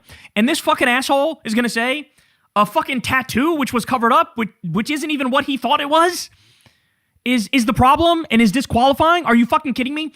Anything MAGA is disqualifying. If you're a MAGA at all in the year of our Lord 2026, that is fucking disqualifying. You should be put in a fucking straitjacket and in a mental institution if you're still with the death cult. Okay? And this guy's a Democrat, majority Democrat. You're not a Democrat. I'm sorry. You're not. Resign. Step aside. We can have somebody represent Massachusetts who actually has Massachusetts politics. What the fuck? And then I'll also give you this one here. Here's another so-called moderate Democrat, DeRosa. Listen to what she says. No, absolutely. I mean, the main race really demonstrates the civil war that's happening within the Democratic Party. And there are a lot of Democrats, moderate Democrats like myself, who will not cry tears should we lose Maine. I mean, that would be a pickup to begin with. So that is, as you can see here, former Andrew Cuomo chief of staff, the abusive, philanderer, corrupt goon Andrew Cuomo, who got soundly rejected by voters. We wouldn't lose sleep if we lost Maine. Let me reiterate this. You are not a Democrat. You're not. It is impossible to look at this MAGA crime spree. Impossible. And say, I'm okay with any of them winning. And that's why I'm at the point now, of course, where there's going to be some races where not my preferred candidate is the one. I'm still 100% going to back them. Absolutely. Because again, when you look at this crime spree, they're not a political party anymore. It's a gang. It's like a terrorist gang. It's like a group of the worst people in the world. It's like the old Confederacy got the gang back together and said, let's become more evil and dictate the country. They hold the House, they hold the Senate, they hold the courts. We need to defeat these people. And they don't care. They don't care. They don't care. And by the way, I also love, what drives me so crazy about the Plattner discourse is like, if you're still, the tattoo. I'm sorry, you sound like a fucking idiot to me. Because the guy's out there on the campaign trail talking about 70,000 fucking issues. He's talking about healthcare. He's talking about taxing the rich. He's talking about wages. He's talking about unions. He's talking about foreign policy. He said so much shit on so many different issues. He's incredibly substantive. He's incredibly focused. He's protecting minority communities, saying don't blame trans people, don't blame immigrants, don't blame black people. And you want to keep bringing up the fucking tattoo. Do you have anything policy-wise to say? Anything? Please explain your fucking disagreement with him in policy terms. And what would Auchinclaw say if he was being honest? He's against the genocide. I'm for the genocide. He's not corrupted by the Israel lobby. I am. That's what it actually comes down to. And we're fucking sick of it. I'm sorry. You're not a Democrat. Resign. Go become an independent. Go do something else. Now is not the time for fucking fascist MAGA collaborators like you. When we get real good candidates, finally we get good ass candidates. And by the way, this is what happens when you have the rise of the Democratic Tea Party. Are you actually in favor of democratic values and democratic policies or not? Because now, when people come along and make actual democratic policy promises, if you turn on them, you never really were a Democrat, now were you? And that's the inevitable takeaway. Hey y'all, do me a favor and like and subscribe. It helps out big time in the algorithm. Click the bell as well for notifications when videos drop, and watch that video on screen right now. You know you want to. All right, y'all, we got some juicy rumors that are flying around out there that I have to share with you here, so take a look at this. J.D. Vance is reportedly becoming more isolated within Trump's administration after Tulsi Gabbard resigned. His non-interventionist stance on Iran has reportedly put him at odds with Trump, while Marco Rubio has gained influence. Some reports also suggest Vance could skip a 2028 presidential run to avoid being tied to recent controversies. So this is from the Daily Mail. Now, admittedly, Daily Mail is hit or miss. Oftentimes they miss. But there's been a lot of chatter that J.D. Vance has the wherewithal to realize that whichever candidate runs as a Republican in 2028 is cooked. They're barbecue chicken. Now, they could steal it, as I'm sure they're planning on doing in 2026 and 2028, but the actual mandate of the people in no way, shape, or form will be granted to a Republican. People are fucking furious with Trump. They're fucking furious with MAGA. They're furious with the Republicans. And there's a revolt in this country. There's a revolt, and the revolt is absolutely tied to higher gas prices. It's absolutely tied to higher grocery prices. It's absolutely tied to unemployment going up. It's absolutely tied to the Epstein files and the illegal Iran war. And so a guy, J.D. Vance, is not an idiot. He knows, well, he is an idiot, but He's not as big of an idiot as many of the other people in the regime. And he knows when we said 48 times on the campaign trail that we're the anti-war people, we're the pro-peace ticket, that has to mean something to one extent or another. You can't do a total fucking 180 and not square the circle at all and just plow ahead and act like everybody should support you. Are you fucking stupid? And they are. Many of them are. But J.D. Vance knows this doesn't work, right? Like, this isn't going to work. So skipping 2028 would actually be the smartest move he can make because he's saving himself inevitable embarrassment. Whoever the Republican nominee is, like, the actual votes will be overwhelmingly against the Republican. Oh, guaranteed. Guaranteed. Okay? But they're saying now that Trump is pissed at him, but there's a deeper reason for that too. Allegedly. Look at this. Just heard a wild rumor from someone I trust that works at JP Morgan. The buzz is that Trump has been exploring ways to force Vice President Vance out of office. He cannot fire him legally unless Vance resigns. The one way for him to be removed is to be impeached by the House, with 2/3 of the Senate voting to remove. Rumblings on the street is that Vance got caught leaking something Trump didn't like, something only Vance could have known. The Camp David cabinet meeting was a leak trap operation. They caught him. So what this person is saying is they were questioning J.D. Vance's loyalty, right? They gave him some information that only he knew. Then J.D. Vance took that to the media, leaked it to the media, but it was a trap because they only told him that, so they know now that he's leaking shit, right? And that's why Trump also, according to this theory, this would be why Trump came out and said, oh, we're not actually going to Camp David today. The weather's bad. Yeah, we're not going to go. There was never a plan. There was never actually a planned trip to Camp David. It was just an attempt to try to catch J.D. Vance leaking to the media, which they view that as the biggest crime of all, right? And allegedly, they caught him.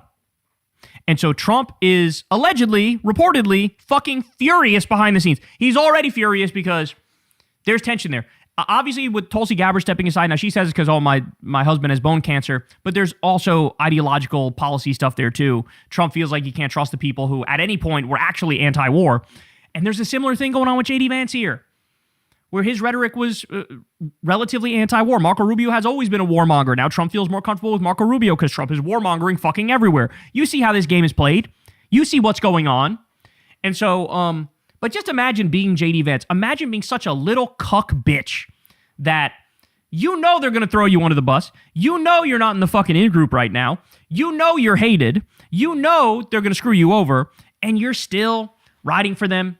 You're still fucking riding for them.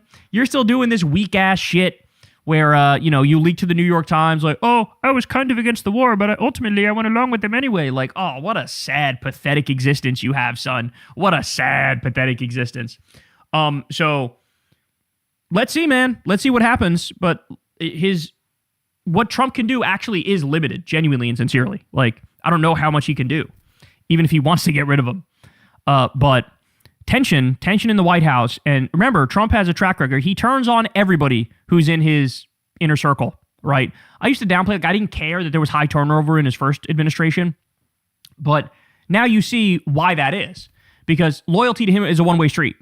You do whatever the fuck he wants, and he does nothing of what you want, right? Like, he'll throw you under the bus instantly, if need be. But you better be endlessly loyal to him. And that's why there were more people that were let go and fired and resigned and shit in his first term than any other president. And now you're seeing the same things unfold here, right? There's been a bunch of turnover already. He wants there to be more turnover. I wonder if they will actually make any move here to try to rein in J.D. Vance or distance themselves from him or get him out of there one way or another. But reportedly, we got trouble in paradise here. Hey, y'all, do me a favor and like and subscribe. It helps out big time in the algorithm.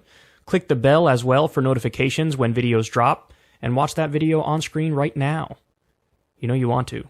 So I had been looking for this video for a while, and I couldn't find it. But, my mom called me and said that my uncle was watching Fox News.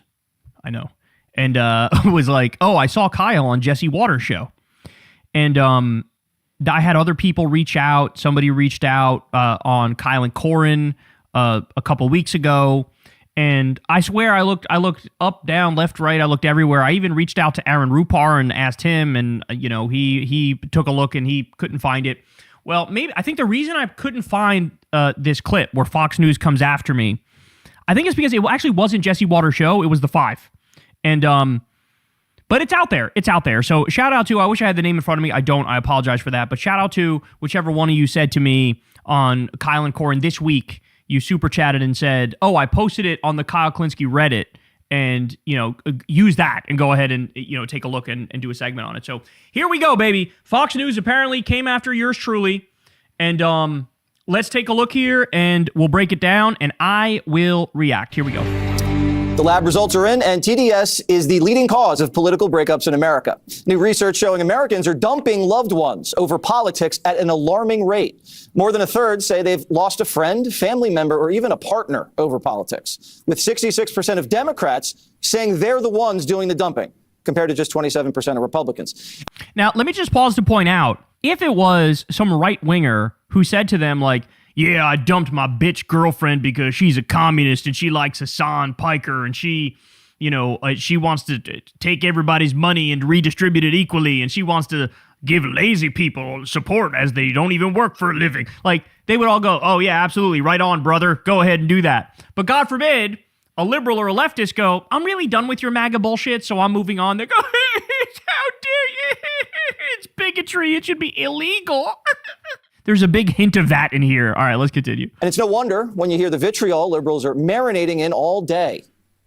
The Republicans lie about loving America, being patriotic. They lie that they're good with the economy. They lie that they support the troops and they're about national security. They don't. There's a solid 32% of the public that's out there that are mental, bro. They are deranged. They are demented. They have lost their minds. And they actively want pain and hurt and devastation. And they want evil. That's not all. True. By the way, why would you pick this clip? I was being overly kind, bro.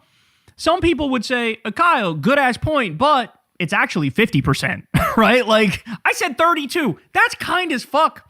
If anything, I'm like too open-minded here. I'm still too nice to you guys. After all this time, I'm still too reasonable. I'm still too nice. I still have too much hope in humanity. Because basically what I'm saying is, like, there's about half the Republicans which maybe can get out of the spell and become more human and less insane, which again at this late date is maybe it's a little higher than that. That's unsalvageable. Time TDS sufferer Mark Hamill posting on Blue Sky this disgusting image of President Trump in a grave.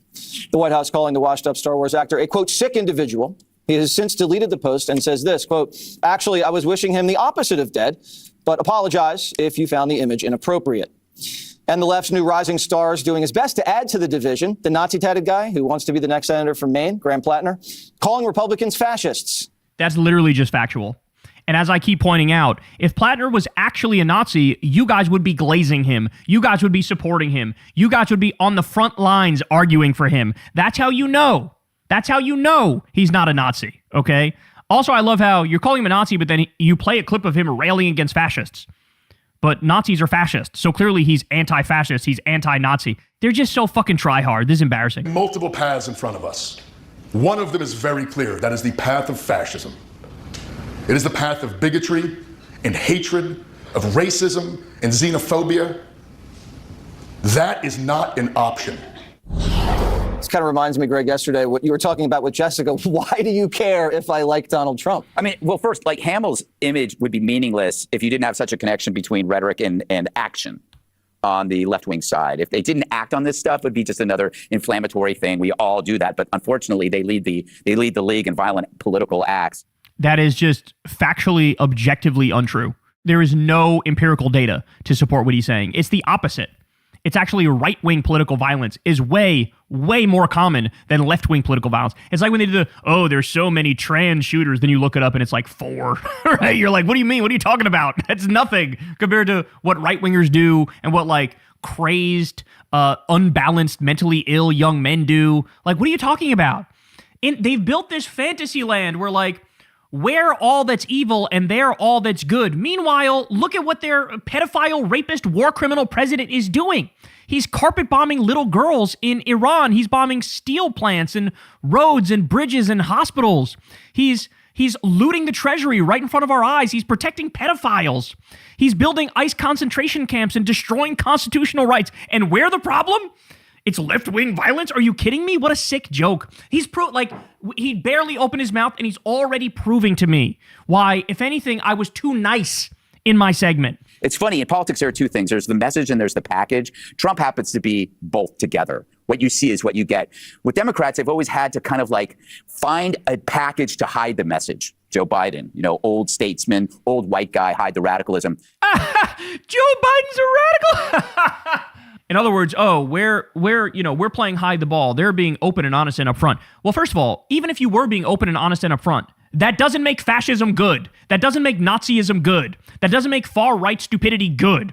In fact, there's something extra gross about the fact that you don't even feel the need to try to hide how disgusting you guys are, right? Second of all, no, we're actually wearing our heart on our sleeve here. And see, this is what happens when we actually start to tell the truth and tell them how we really feel. Then they start crying and whining and bitching and moaning. Because there's no hide the ball here. I just told you. I think 32% of the country is fucking mental. I think they're done. I think they're gone. I think it's over. I think they basically need to be in straitjackets and they need to take Thorazine and they need to be forcibly deconverted from their death cult, their terrorist imperialist death cult. Okay, I'm telling you how I feel. Ain't no hide the ball here, bitch. I told you how I felt. What are you doing? You're crying on Fox News about it. Embarrassing. It's really hard. The packaging with him is the message. I mean, what has he said that mirrors the modern progressive? He said he was a super Antifa super soldier. Based. He said he has advocated for political violence, get a gun, and he says Hamas are heroic. Can I get some more specifics, please? By the way, he was in the military. By definition, that's political violence, which means everybody on Fox News supports political violence, as long as it's organized state violence and it's directed at little girls in Iran, right? What kind of violence has Plattner advocated for? He was in the military. Yes, that's organized political violence. But what kind of, rogue political violence has he advocated for? And by the way, I'm sure if he did advocate for it at any point in time, it would be fucking reasonable, right? It would be fucking reasonable. Have these people ever stopped to wonder, for example, why when Luigi Mangione killed the United Health CEO, the public reacted like they did? Are they deeply incurious about that? Do they just not care as to why there was this outcry of joy at somebody getting murdered? You would think that would make people stop and go, maybe we need to do some systemic reevaluation and change the way things work because this is untenable. You're going to celebrate when somebody gets killed like that? Strange. Why would you do that? Well, it's because that guy is a mass murderer. That's why. Because he's, he was leading a system that was rejecting countless claims. United Health was the worst, by the way. They rejected the most claims, which means a lot of people didn't get the care that they needed and they died. Or they went bankrupt trying to get the care. So everybody has a story of using this healthcare system with people dying, people getting killed, and feeling like this should be illegal. And then you got some guy who's making millions and millions of dollars at the head of that system, acting like it's okay. No, it's organized systemic violence. It's routine violence. It's the violence of poverty. It's the violence of exploitation. It's corporate capitalist violence. And you would think a smart person would go, let's reevaluate the system when that happens. But no. Instead, let's shove our head in the sand and say, oh, you guys support political violence and that's unacceptable. Fuck you. You support political violence. You support the violence that gets people killed all day, every day with the private criminal health insurance system. Fuck you. Jesus Christ. Fighters. It is the reason why they don't care about the Nazi thing is because they like the other stuff. Yeah. So that's totally right. The difference between Dems and Republicans come down to one thing. They apply moral value to political preference. And that would make sense if your political party praised Hitler or protected murderers and sex fiends. That's literally what the Republicans are doing. Oh my God. How many stories have we had of young Republican group chats where they are praising Hitler?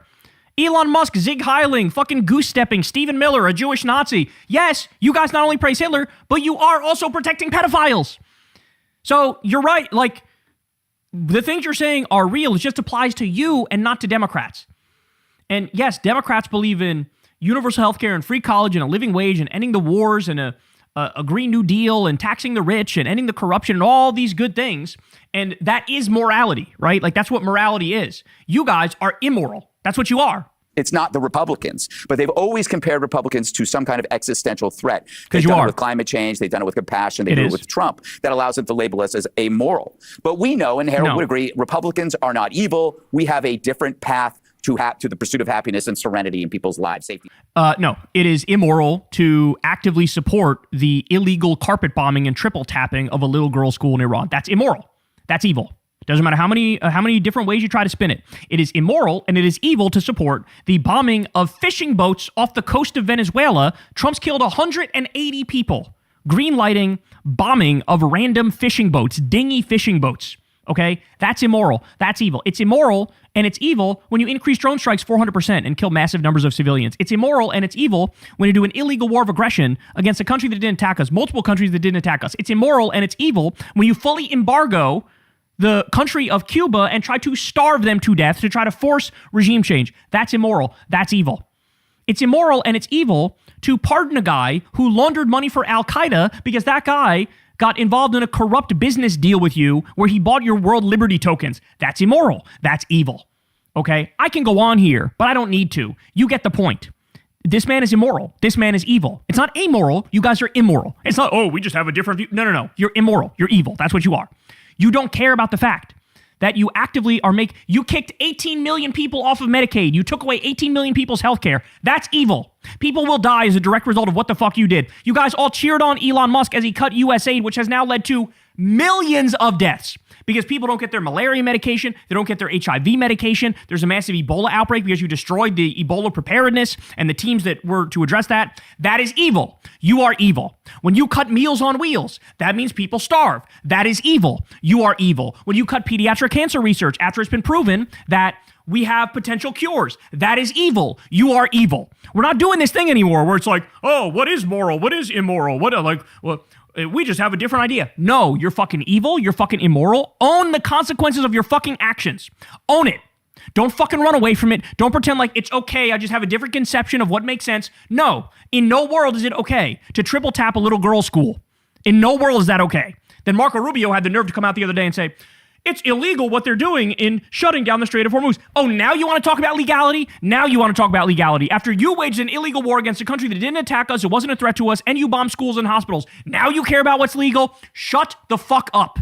We don't trust you. We don't like you. We think you're stupid. We think you're dumb. We think you are the classic example of the banality of evil. You think nothing of it. Like, oh yeah, I just support Trump and what? What's so bad about that? Meanwhile, that's no different than being like, yeah, I support Hitler. What's the problem? What's the issue there? It's the banality of evil. Yes, otherwise regular people can get themselves to get up in the morning, put on their clothes, and go be a guard at a motherfucking concentration camp. Okay? You're actively supporting ICE concentration camps. You are just as evil as the fucking Nazis are. 100%. No doubt about it. You just don't see it that way because you are blinded by American supremacism. Oh, we can't be that bad. Why? Because we're us. I'm me. Do you not understand that? I'm me. So I'm okay because I'm me and I mean well. And so I don't think of myself as bad. Therefore, I can be as bad and evil as I want. And it doesn't count because I think I'm good and because I mean well. And so I'm allowed to do all these things and it's different. But that's the thing, it's not. Every fucking evil empire throughout history has always told themselves, we're special, we're different, we're spreading the right values. The fuck you are. The fuck you are. It's a fucking joke. I don't care that you hate Trump. Why should you care that I like him? Because he's basically new Hitler. That's why. It's like liking Netanyahu. He's new Hitler. Like, these are new Hitler. These are people who they only want death. They only want destruction. They only want to self-enrich. They only want the worst for their enemies. These are not serious people. These are evil people. There's a black void at the center of this man. This is not like, hey, I like vanilla ice cream. You like chocolate ice cream. Who cares? This is not like that. This is way, way deeper than that. This is about human values. Don't pretend like this is not a big deal. It's a huge deal. Would be because he's evil. He's like a Nazi. Correct. Well, this is where the whole thing falls apart. Does it? What does that mean to me if I'm your Republican friend who voted for Trump? That you would believe I would support a Nazi? We've been friends for years. I've been through this. He has no idea about the banality of evil. That book, Ordinary Men, read the book Ordinary Men, and it gets into this. Otherwise normal people who end up supporting the biggest atrocities, the worst things imaginable. Yes, it turns out somebody can smile in your face and shake your hand and share a pasta dinner with you and talk about the score of the game, but fundamentally, they're party loyalists and they're okay with all sorts of atrocities. And that's what you guys are. Look, maybe you would have had an argument if it was just 2016 Trump. People voted for Trump in 2016. Maybe they thought, hey, I think he's going to keep my jobs here. I think Hillary's going to outsource the jobs. I think he's going to raise my wages. I think Hillary's not going to. I think maybe he's saying more anti-war things than Hillary. I don't want wars. In 2016, maybe you had an argument. By 2020 and 2024, shut the fuck up. You know exactly what this man is about. Exactly. You don't get to do, oh gosh golly, who could have known he would do all these evil things? Shut the fuck up. Everybody knows it. Everybody knows it. Everybody sees it. You have to realize that's illogical, because how were we friends for 10 or 20 years and now you found out I was a fascist? How did that happen? Right. You knew I was a right-winger in the 80s, in the 90s, and now all of a sudden you're like, oh, I can't be seen with him. So the key moment of in the self-realization of a liberal should be, if your dad loves Trump and you love your dad, shouldn't you maybe question whether your dad doesn't love a Hitler figure, and therefore maybe Trump is not a Hitler figure?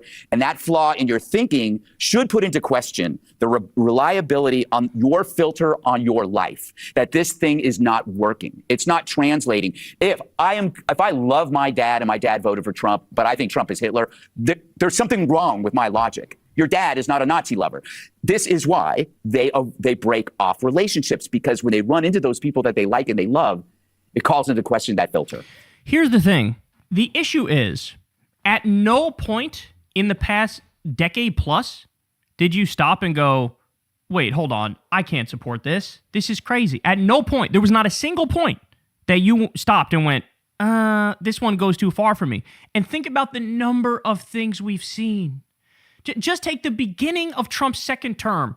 They cut pediatric cancer research. They cut NOAA and the National Weather Service, so our weather forecasting is worse, and some people have died because of that when there were flash floods, okay? Meals on Wheels was cut. The CFPB was cut. That's the anti-corporate cops, where if you're going to get, defrauded by big financial institutions, they're the ones that are going to come in and save the fucking day. That was destroyed by Elon and by Trump. They cut the nuclear safety officials. They cut FEMA, the Department of Education. They fired 83,000 veterans. They cut 50% of the Social Security offices. They fired 250,000 public workers. At no point, they got rid of all the food safety inspectors. The air traffic controllers, the scientific research was cut. The medical research was cut. Like, at no point did you look at any of this and go, I'm against that. At no point. There was nothing Trump has ever done that made you go, you know what? A little bit too far. You know what? Randomly deciding on a Tuesday to go murder Qasem Soleimani, who was no threat to us whatsoever and was fighting ISIS on the ground.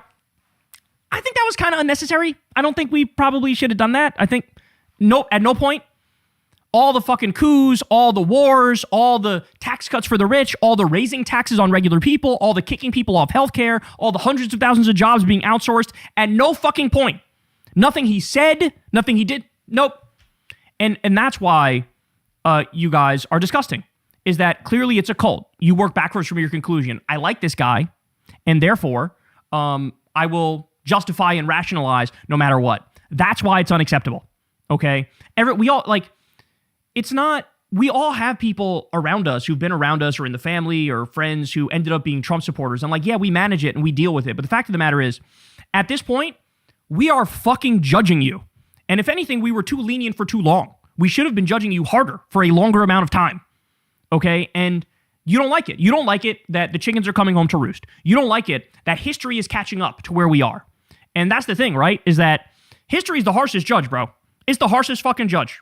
And so in the same way, you had people part of the Nazi party back in the day. You look at those pictures now from back then, you go, oh, how did people fall for that? You will be looked at the exact motherfucking same. And if you can't handle that, that's a you problem. That's not a me problem. It's not an us problem. That's a you problem. We're just acknowledging it in real time. We're just bringing it up to your face now. If anything, you should listen to us because we're trying to fucking help you. Get the fuck out of the cult and actually grow a conscience and actually stand for morality. Asking a lot of them to use logic because they're not obviously using it. They're using emotion. And Trump, for some reason, makes them so emotional. They're breaking up marriages, Jillian. Honestly, breaking up marriages over politics is the most relatable thing of all time. How can you be with somebody if you don't share the same core values? That makes no sense to me. How can you be with somebody if your idea of right and wrong is polar fucking opposite? How can you be with somebody who's bigoted, right? I mean, what do you talk about? What do you talk about? We're just going to fucking talk about the weather all day? Is that what you're going to do?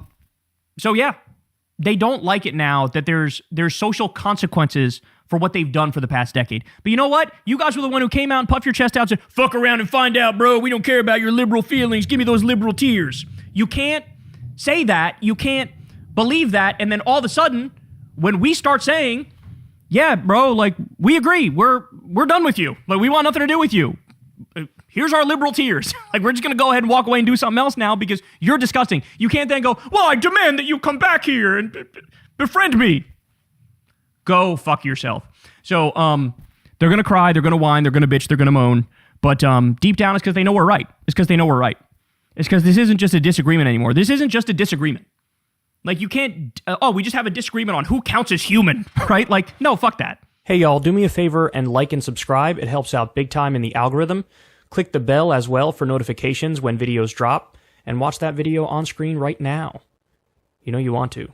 Friend of the show and awesome Michigan U.S. Senate candidate running the Democratic primary, Abdul El-Sayed, he went on Fox News and he absolutely laid the smackdown on Will Cain, who literally went into this playing the gotcha game, trying to get a moment and failing miserably. Abdul has surged in the polls recently. We love to see it. And this is a masterclass in dealing with dishonest asshole interviewers. Here we go. My next guest, Democrat Michigan Senate candidate Abdul El-Sayed, said he wants to abolish ICE entirely. You cannot reform this. You cannot retrain this. The only logical path is to abolish ICE. Michigan Senate candidate Abdul El-Sayed joins me now. Abdul, thank you for being with us here today. Always good to be here, Will. You gave me quite an introduction there.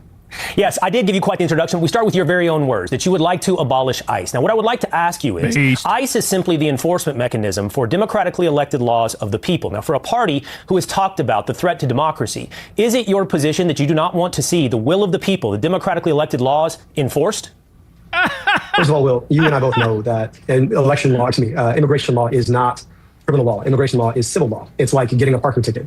So the idea that we should have a paramilitary force that is weaponized on our streets to enforce civil law seems to me to be a bit over the top, particularly considering the fact that the current president is weaponizing ICE against the idea of the rule of law itself. The idea that they should just be governed simply by Stephen Miller and Donald Trump without any enforcement around basic warrant law or the Constitution itself, that to me is frustrating. Now, I want to pivot just quickly because I do want to ask you, do you pump your own gas?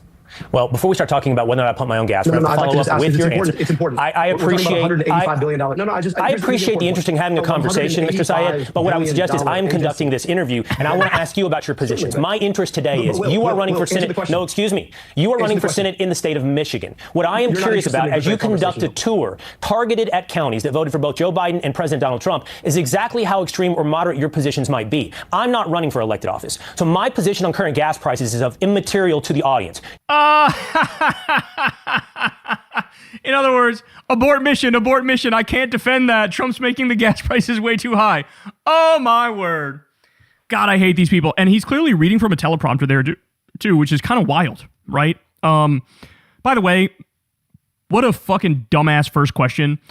Gosh golly, why would you want to abolish ICE? Oh, I don't know. Maybe because they're doing mass kidnappings and abductions and human traffickings and they abide by no due process whatsoever and they've made it so over 4,000 people are missing and at least 40 people have died in ICE custody and they're accused of doing slavery at their concentration camps and literal criminals are joining ICE and they're assaulting senior citizens and they shot a priest in the face and they tear gassed a baby and they ran over people with cars and they tear gassed journalists and they zip tied naked kids and threw them in the back of a U-Haul van and, the fucking list goes on. Are you kidding me? They've raided schools and Home Depot parking lots and they allegedly lynched a guy. I mean, why? Why would you want to ever, crack down on ICE? Why would you want to abolish ICE? That's crazy, bro. God, I hate these people so much. God, I hate them. They're so Pollyannish. Like, but Papa, we were told as law enforcement. I guess you're anti-law enforcement. Like, oh, Jesus, who fucking watches this shit? Jesus Christ. Your positions as seeking elected office are what's important. And what I would like to figure out is whether or not you believe in the rule of law. It's simply not true that immigration enforcement is simply a civil law. It is in the federal criminal code as well. It is violating the law to come in this country illegally. If you want no enforcement mechanism for it, what I see is you advocating for lawlessness. And when I see you say things like you did... ICE is the most lawless fucking agency of all time. It's not even an agency. It's a group of criminals and thugs and goons, you fucking prick. And by the way, shut the fuck up. We don't need your little soapbox soliloquy. Who the fuck are you? Interview the candidate or shut the fuck up. On your X feed, one moment, when I see things like you put on your X feed, which you did delete, like immigrants are American, refugees are American, undocumented people are American, either that or the only real Americans are Native Americans you pick, I see you denying something like the rule of law and the concept of citizenship. And I'm curious if that's your proposal to the people of Michigan. Did I just hear a Trump supporter say a Democrat is against rule of law. I know I didn't just hear that. I know I didn't just hear that. Did I? So if we want to talk about law enforcement, I do want to bring up the question about the $1.8 billion Department of Justice piggy bank that Donald Trump wants to hand out to people who clearly broke our laws on January 6th. But I asked the question about gas prices because I happened to pump my gas just on Memorial Day. The worst part of my day was having to pay $82.89. Well, I thought about the fact that we lost more than a dozen service members in a war. We never should have been fighting to raise those gas prices in the first place. If you want to talk about the rule of law, there are plenty of opportunities for us to talk about that. I appreciate your position, and I will summarize it for the audience. Oh, shut the fuck. Let him answer. You just ranted like a madman for an extended period of time. Let him answer. He's panicking because he knows Abdul is making too much sense and saying things that are appealing.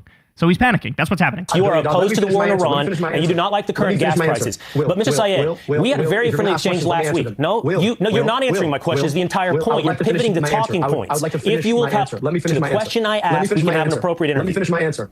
$185 billion for ICE. That's $185 billion that are not being spent to improve anything from your infrastructure to your kid's school or to help you afford your health care.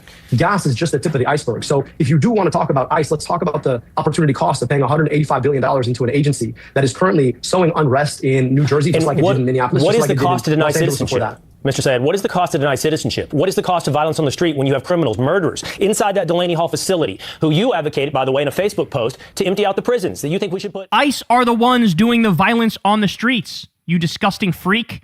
Everybody's seen it.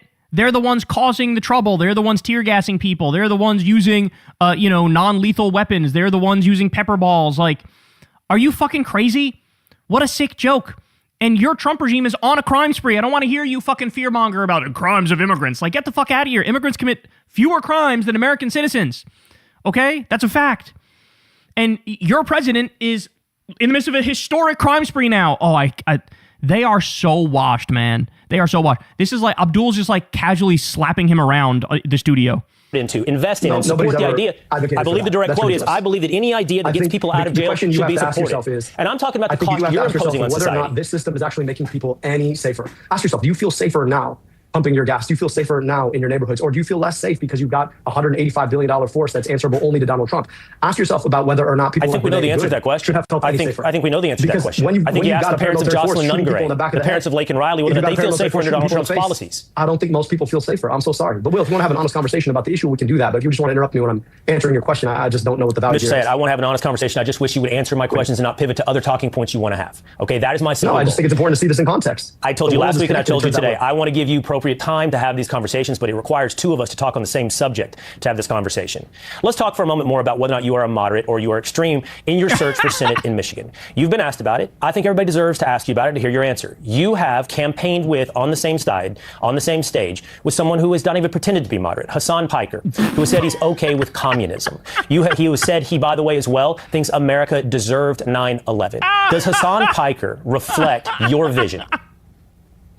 My vision is one where every American can afford their basic dignities and a good life. My vision is one where you get healthcare when you need it. My vision is one where our government is not wasting your taxpayer dollars dropping bombs on other people's kids and instead is investing in you and your own. Okay. Insofar as I share that with anybody, I share that with Hassan, I share that with you if that's what you believe in.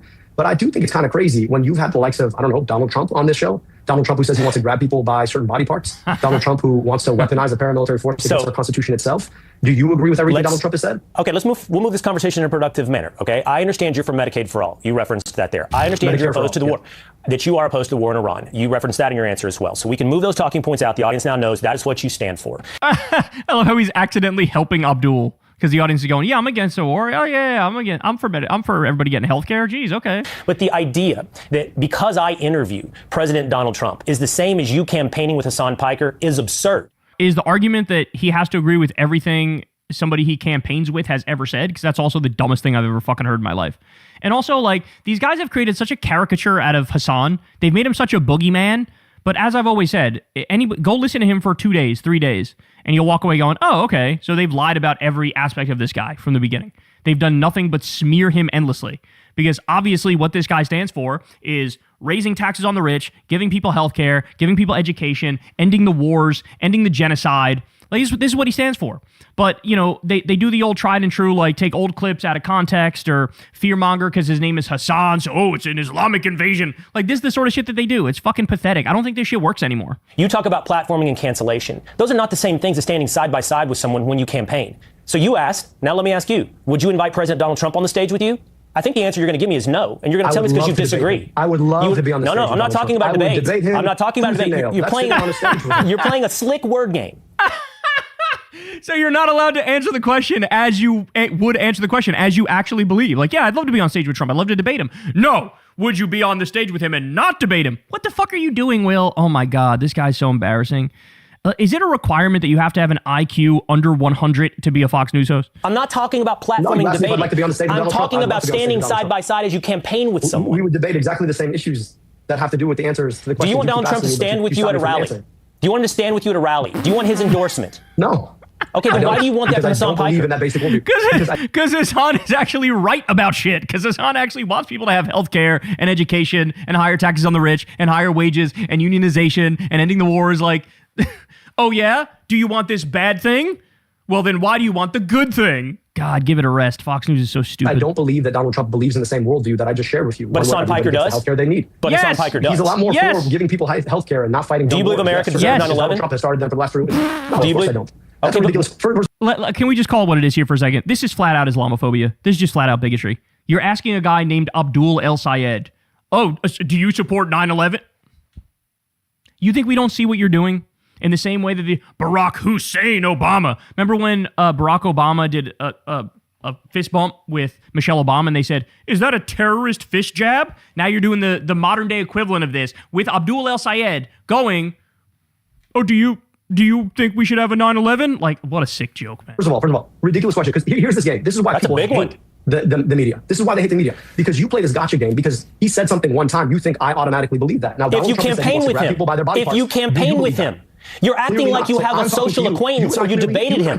You campaigned with him. That's different, Mr. Syed.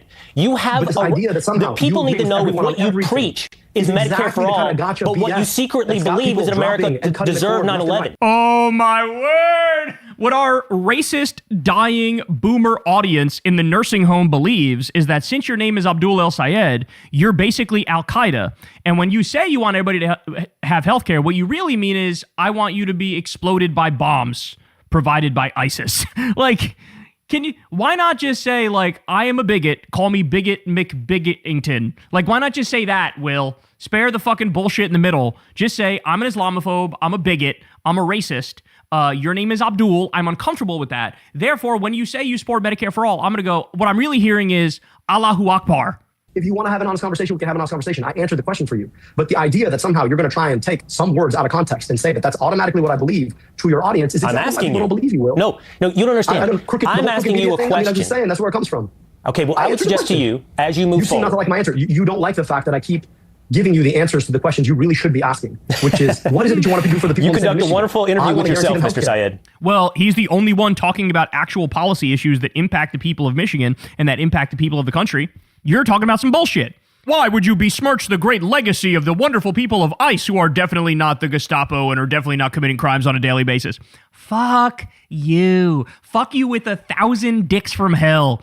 Everybody, you better go vote for Abdul El-Sayed. If you're in Michigan, you better go vote for Abdul El-Sayed. I am denouncing and rejecting you as a fan if you live in Michigan and don't go vote for Abdul El-Sayed. How about that? I want to make sure that they can afford a living wage. I want to make sure that they got a union. I want to make sure they can drink clean air, drink clean water. But you're not asking me that. And when I asked you about whether or not you actually pump your own gas, you didn't answer the question because you are so I pump my own gas. We don't have any other way to do it in Texas. We don't have any other way to do it. How much did you pay for the last time? How much did you pay for your gas last time? I paid a lot. Gas prices are up right now, and every American's concerned about that. Drop the mic. Drop the mic and walk away. Yeah, I get it. Trump sucks. Yeah, I get it. Okay, I'm paying a lot for gas. Yeah, I get it. Everybody watching this right now is struggling economically. Yeah, okay, whatever. That's kind of the whole point, isn't it? Isn't that kind of the whole point? And you are not asking me about that. The question is whether or not Americans believe that war. Okay. That you keep defending. We're talking over each other.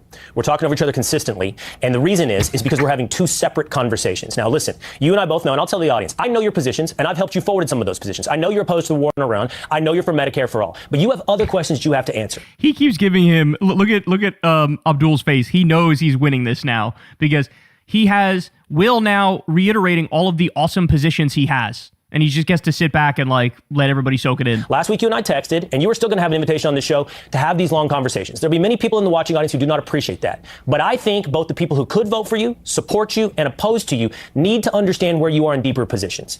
And you have given plenty of reason for people to understand and question those things. I don't think you've answered those directly today, but I'm always willing to continue to have that conversation with you. I truly am, Mr. Syed.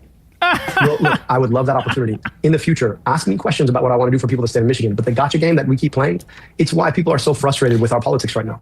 Oh, this backfired on Willie Boy, didn't it? Oh, that was amazing. Shout out to Abdul, man. Everybody go vote for Abdul.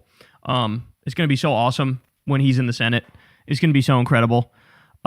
It's time we get some real lefties, some real Democrats, some people who actually give a shit, who actually want to fix problems. And he's willing to go into the lion's den, bro. He's willing to go into the lion's den, and you love to see it. Now, as Abdul is doing that and kicking MAGA ass, here is his opponent, Haley Stevens, who right now is the closest to him in the polling. There's Mallory McMorrow as well, but she's sort of fallen off. Here she is choking back tears and saying, Israel comes to me in my dreams. And in the United States Congress, I will continue to fight for the people of Israel. I will continue to fight for Israel's existence. Israel comes to me in my dreams. I see Israel's future, and I know that Israel will continue to exist for the Jewish people. Make your choice, Michigan. And also, while we're on it, here's the new poll. Ready? Abdul El Sayed, plus 11 in the polls since the last one. Haley Stevens is at 18. Abdul is at 27. Mallory McMorrow is at 17. The biggest fumble in history, the biggest backfire in history was when everybody and their mother who's a centrist went after Hassan and Abdul, because that just made voters go, oh, okay, they're the real fighters. Okay, now I know. They're the ones who are actually going to take on Trump. They're the ones who are actually going to fight for the right policies and improve my life. Thank you. Thank you for showing me the path. So you love to see it. Our boy is cruising. Hey y'all, do me a favor and like and subscribe. It helps out big time in the algorithm. Click the bell as well for notifications when videos drop, and watch that video on screen right now. You know you want to. So Joe Rogan, ladies and gentlemen, is completely and utterly washed in possibly the most humiliating fashion I've ever seen. Man went from the mountaintop of podcasting to still gets decent numbers, but definitely has slipped. And now, I mean, he's basically just like Sean Hannity. Like, he's like Sean Hannity. He's like Rush Limbaugh. He's like Bill O'Reilly. Like, it's so boring. Every day, it's like, let me have on some other right-wing asshole or Trump insider or fucking billionaire douchebag or, AI dipshit. And it's insufferable. It's impossible to watch now. And more and more people are catching on to that fact. So let's watch this video here. This is from Podcast Cringe. Shout out to Podcast Cringe. And the title is, Joe Rogan is a billionaire puppet. I agree. In fact, has like 7 different billionaires now? And by the way, he allows these people on and just lets them fucking run roughshod, lie relentlessly, talk about how my taxes need to be lowered and everybody needs to give me subsidies. Elon Musk getting $38 billion from U.S. taxpayers to make a dozen rockets explode in front of our faces. Okay, his best friend, Elon's his bestie. So here we go. He had on Mark Andreessen, who's like one of the worst billionaire assholes that's out there. And here's their conversation. I guarantee you, 100%, there's a group of people listening to this right now saying, oh, Andreessen's a shill. Because he is. Rogan's shilling for flock. This is what they're doing. They're trying to get the mass surveillance. This idea that it's easy to become a billionaire and that these billionaires somehow or another are the problem because they're not paying their fair share is so weird that's a narrative that actually gets pushed through. He's such a piece of shit because in the past he argued for higher taxes on the rich. Now he's worth shit. Definitely over $100 million. And now all of a sudden it's the opposite. Now it's so weird. How dare you argue for higher taxes on the rich? Yeah, how dare you argue for higher taxes on the rich at a time when we have worse than the Gilded Age levels of income and wealth inequality? When the bottom 80% of America has just 7% of the wealth. How dare you advocate for higher taxes on the rich? What a sick, sick joke this is. What a sick joke. And he's argued on the show with a straight face for higher taxes on the rich in the past. He sits across from Bernie Sanders and agrees with Bernie Sanders, a bunch of the shit that Bernie says. Then he cuts to a conversation with a billionaire and all of a sudden he's Mr. Richie Rich up there. He's the billionaire fluffer, the billionaire ball coddler. I mean, what a sick joke this is. Yeah, they make more money than everybody else. Right. You could do that too. It's like, this is one of the things that America is really good at. You really can just work 20 hours a day and achieve something spectacular. Yeah. That is insane. Just work harder. Just take another job. I know people who've worked 2 or 3 jobs and still live at the poverty line or below it. It's not the harder you work, the further you go. That's not how billionaires make their money. Oh my God. In fact, 60% of billionaires come from extreme wealth and privilege. 60%. Born with a silver spoon in their mouth. This is just embarrassing. He's acting like we live in a meritocracy. Are you kidding me? Joe, you think you work harder than, somebody in the fucking coal mines? You deserve to have 100 trillion zillion times more money than they have?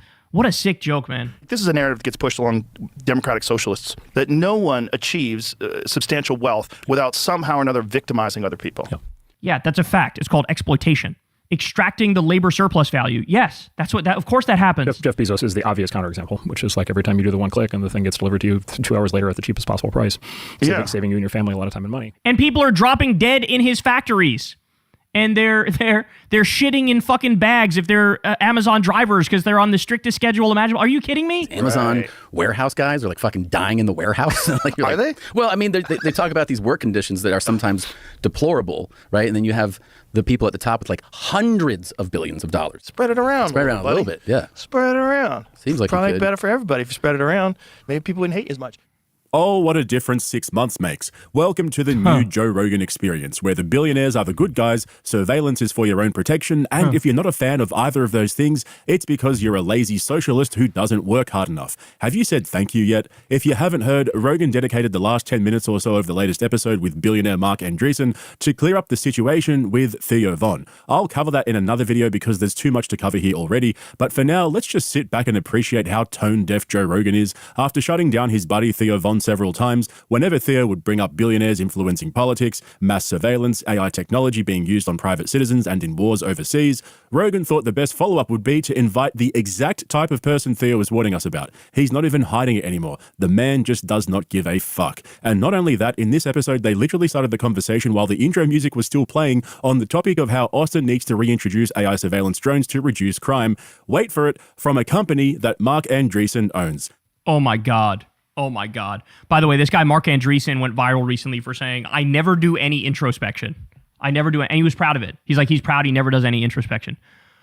Oh my word. He's also the guy who went on Rogan's show in the past and lied to his audience repeatedly and talked about the Consumer Financial Protection Bureau debanking people, when in reality, it protects people from being debanked. And it's the one agency that's basically like the corporate cops, where they make sure a big financial institution doesn't screw you over. And if it does, then they'll help you and they'll fix it. Like, for example, I had some bullshit identity theft protection thing on one of my credit cards, and I was paying $10 or $20 a month or whatever for years. And then I got a check in the mail one day for like $500 or $1,000 or something. And it was because they just lied. They didn't actually have identity theft protection. They were just shaking us down. And it was because of an investigation by the CFPB that did that. This guy was over there trashing that agency. Elon Musk destroyed that agency. Now there are no corporate cops. They can get away with whatever the fuck they want to get away with. Because of the billionaires, because of the Epstein class, because they're criminals. This guy's accused of crimes. These white-collar criminals, they commit fraud like nobody's fucking business. And Rogan has them on, these Epstein class criminal billionaires, to lie to his audience face. You seriously could not make this shit up if you tried. Before we get into it, make sure you check out the link in the description to my Patreon. My video on the roast of Kevin Hart is proving to be one of my most popular videos so far, so head over there and have a look if you're interested. So we were just talking about this wild crime spree that happened this weekend in Austin. So it seems like was it teenagers that were doing this? Yeah? You're not on the microphone there, fella. 15 and 17 years old. 15 and 17 years old? And terrible. What was the purpose? Just going crazy? I think so, yeah. They stole cars and stole guns and switched cars. And they shot at like 10 different locations. At least one person's in critical condition. Yeah. They shot multiple people. They had flock cameras in Austin, but then they shut those cameras off for political reasons. Correct. Yes. Yeah. So please explain that. Yeah. So these guys are driving around in cars, and they're switching cars, whatever. These guys running around. So there's a system called Flock, which is one of our companies, and what they do is kind of like in the movies. You take all the municipal cameras and traffic cameras and everything, and you feed them into an AI, and the AI is able to first find a license plate. So this thing is deployed. It's sold to city governments. It's used all over the country. It solves crimes every day. We get reports on carjackings with kids in the backseat, and their lives get saved because they track them down. So a lot of tons of cities have this, and they love it. In cities like Austin, with the intense politics, they run into backlash on privacy and surveillance concerns. concerns. And so Austin had Flock and then turned it off. Late breaking news today is these guys drove into some adjacent town, up against Austin, and Flock was live in that town. And so Flock tagged them the minute they drove into that town, and then they caught the guys. Subsequent to that, the mayor, your mayor in Austin, your mayor and your chief of police gave a press conference and said, we really need to rethink this because it's crazy to have the ability to solve crimes and stop crimes and not be able to use it. So for those of you who don't know, Mark Andreessen co-founded Netscape back in the 90s, cashed out, and then started one of the biggest venture capital firms in the world called Andreessen Horowitz. The firm manages well over $100 billion and has stakes in companies like Meta, Coinbase, and a whole bunch of AI and crypto startups. His personal net worth is somewhere around the $2 billion mark. And Flock, the company... Look at that fucking head. Oh my days. What on earth? This man is a literal conehead. How is that even possible? He just flogged on JRE is one of his portfolio companies. It's an AI-powered surveillance system that uses municipal cameras, traffic cameras, license plate readers, and even drones to track vehicles and people in real time. Literally 1984 mass surveillance, disgusting universal spying network, Patriot Act on steroids. And this is shit Rogan has railed against in the past. Now he's got a billionaire on his show telling everybody how awesome it is, how awesome mass surveillance is. It's already being used in a bunch of cities across the US. What I want to know is, did Mark reach out to Rogan after the crime spree over the weekend so he could come and plug his company's technology while it was still fresh? Or was he already booked in and they just happened to lead with that? I honestly wouldn't be surprised if he asked Rogan to have him on this week specifically to talk about how Flock would have prevented what happened, and Rogan just opened up his cheeks and invited him right in. Facts. 100%. In fact, boom, that's the title of the video. Wild how, with all the controversy surrounding Rogan's connections and defense of billionaires and politicians over the last 12 months or so, he decides to have a billionaire on the show who owns a mass surveillance AI drone company, and then lets him spend the first 10 minutes of the episode convincing us all how much we need it. And even when Joe tries to bring up a balanced take and acknowledge some of the criticisms of the technology, he lets his billionaire buddy piss in his pocket and completely downplays how dangerous this stuff actually is. Yeah, so the concern is mass surveillance, right? And the concern is that someone's going to abuse this and use AI for nefarious purposes, right? Like, what nefarious purposes would that be? By the way, Rogan is buddy-buddy with Peter Thiel. Peter Thiel, of course, created Palantir. Palantir has a contract to create a mass blackmail universal surveillance network with the federal government, okay? And everybody knows about Peter Thiel. Weirdest guy in the world, obsessed with the Antichrist, deeply anti-human, where he couldn't answer the question if he wants humanity to continue. He wants us to all become like fucking weird human machine cyborgs that we put a chip in our brain, we download our consciousness. It is very, very strange. And meanwhile, as they're doing all this, they're creating fucking data centers. They're taking all the fresh water. They're jacking up the electricity prices. They're leading to mass pollution. They're trying to take everybody's job away. They openly say they want to create AI that's going to take your job from you, and they're cutting government benefits at the same time. So you can't go to the government for help. You can't get a job and take care of yourself. What do they want to do with you? And all these people are the people Rogan allows on, and he plays fucking patty cakes with them. This is a system that could be used in bad ways. So if you had a corrupt, chief of police, and he had some personal entanglement thing, and he wanted to track a, X whatever, or if you, the mayor, wanted to, do this to terrorize your political opponents or whatever. Is there a blockchain for Flock so you could know who's doing what and how it's happening, so someone couldn't abuse it? Is it possible to circumvent that? Yeah, it could, but this is like the standard. Yes, and this, they log everything, and I'm sure there's records of everything. But look, it's like anything else. It's why cops have to get a warrant before they search somebody's house, right? Right. There's always not under Trump. They're very famously going after immigrants and not getting warrants for it. ICE is illegally locking up innocent people, no warrants. The question of what is the legal authority and what are the safeguards to protect this kind of thing? What a heap of absolute horseshit. We've all seen how Congress and the White House have wiped their asses with every check and balance on their insider trading. They're doing it out in the open now with zero shame, and this guy wants us to believe that the biggest risk with mass surveillance technology is a corrupt politician using it for some personal vendetta. Like, that's the worst scenario that could happen. They conveniently left out the part where any information and data stored and gathered about private citizens can be used to incriminate them in completely unrelated matters. It never ceases to amaze me how much people underestimate the amount of data they already give up on a daily basis, purpose that could be used against them as evidence of a crime. Your dash cam, traffic cameras, basic CCTV, even your own text messages, all of that can be subpoenaed by a court and used as evidence against you. Now imagine we had fucking drones with advanced AI mass surveillance tech flying around on top of all that shit. And I'm supposed to sit here and listen to a billionaire who profits from selling this technology tell me it's fine because they keep a log of who accessed the data. Yeah, okay, buddy. I seriously can't believe Rogan is trying to sell this to us. What a sellout. So there's an older system that's deployed in many cities called ShotSpotter. What's it called? It's called ShotSpotter. ShotSpotter? ShotSpotter. ShotSpotter. Oh, ShotSpotter. Like spot someone shooting. Spot somebody shooting. So ShotSpotter is an older system that works very well. It's deployed in many cities. And what it is, totally different system. What it is they put these precision microphones on top of rooftops all over the city. And then when a gunshot goes off, they're able to instantly triangulate that a gunshot has gone off and specifically where the gunshot went off. Chicago got so wrapped up on these political issues that they also, not only do they not have flock, they also turned off their ShotSpotter system voluntarily. And so people now get shot in Chicago and they bleed out on the street and nobody knows and nobody cares. And what is the argument that they make? That it is civil libertarian argument, which is all around surveillance and abuse and control and all these things. And like I say, I think that's a very legitimate argument. And then I would say there's like the woke argument, right? Which is that the argument goes the American criminal justice system is clearly biased, that those will disproportionately affect disadvantaged people in society and disadvantaged groups, and so therefore they are racist. He knows exactly what buttons to push to make Joe Rogan's idiot brain immediately disarm. All you got to do, say the word woke. Say the word woke once. And he spreads those cheeks like nobody's business, bro. All you gotta do is say the word woke, and he goes, I agree with whatever the fuck you're advocating for.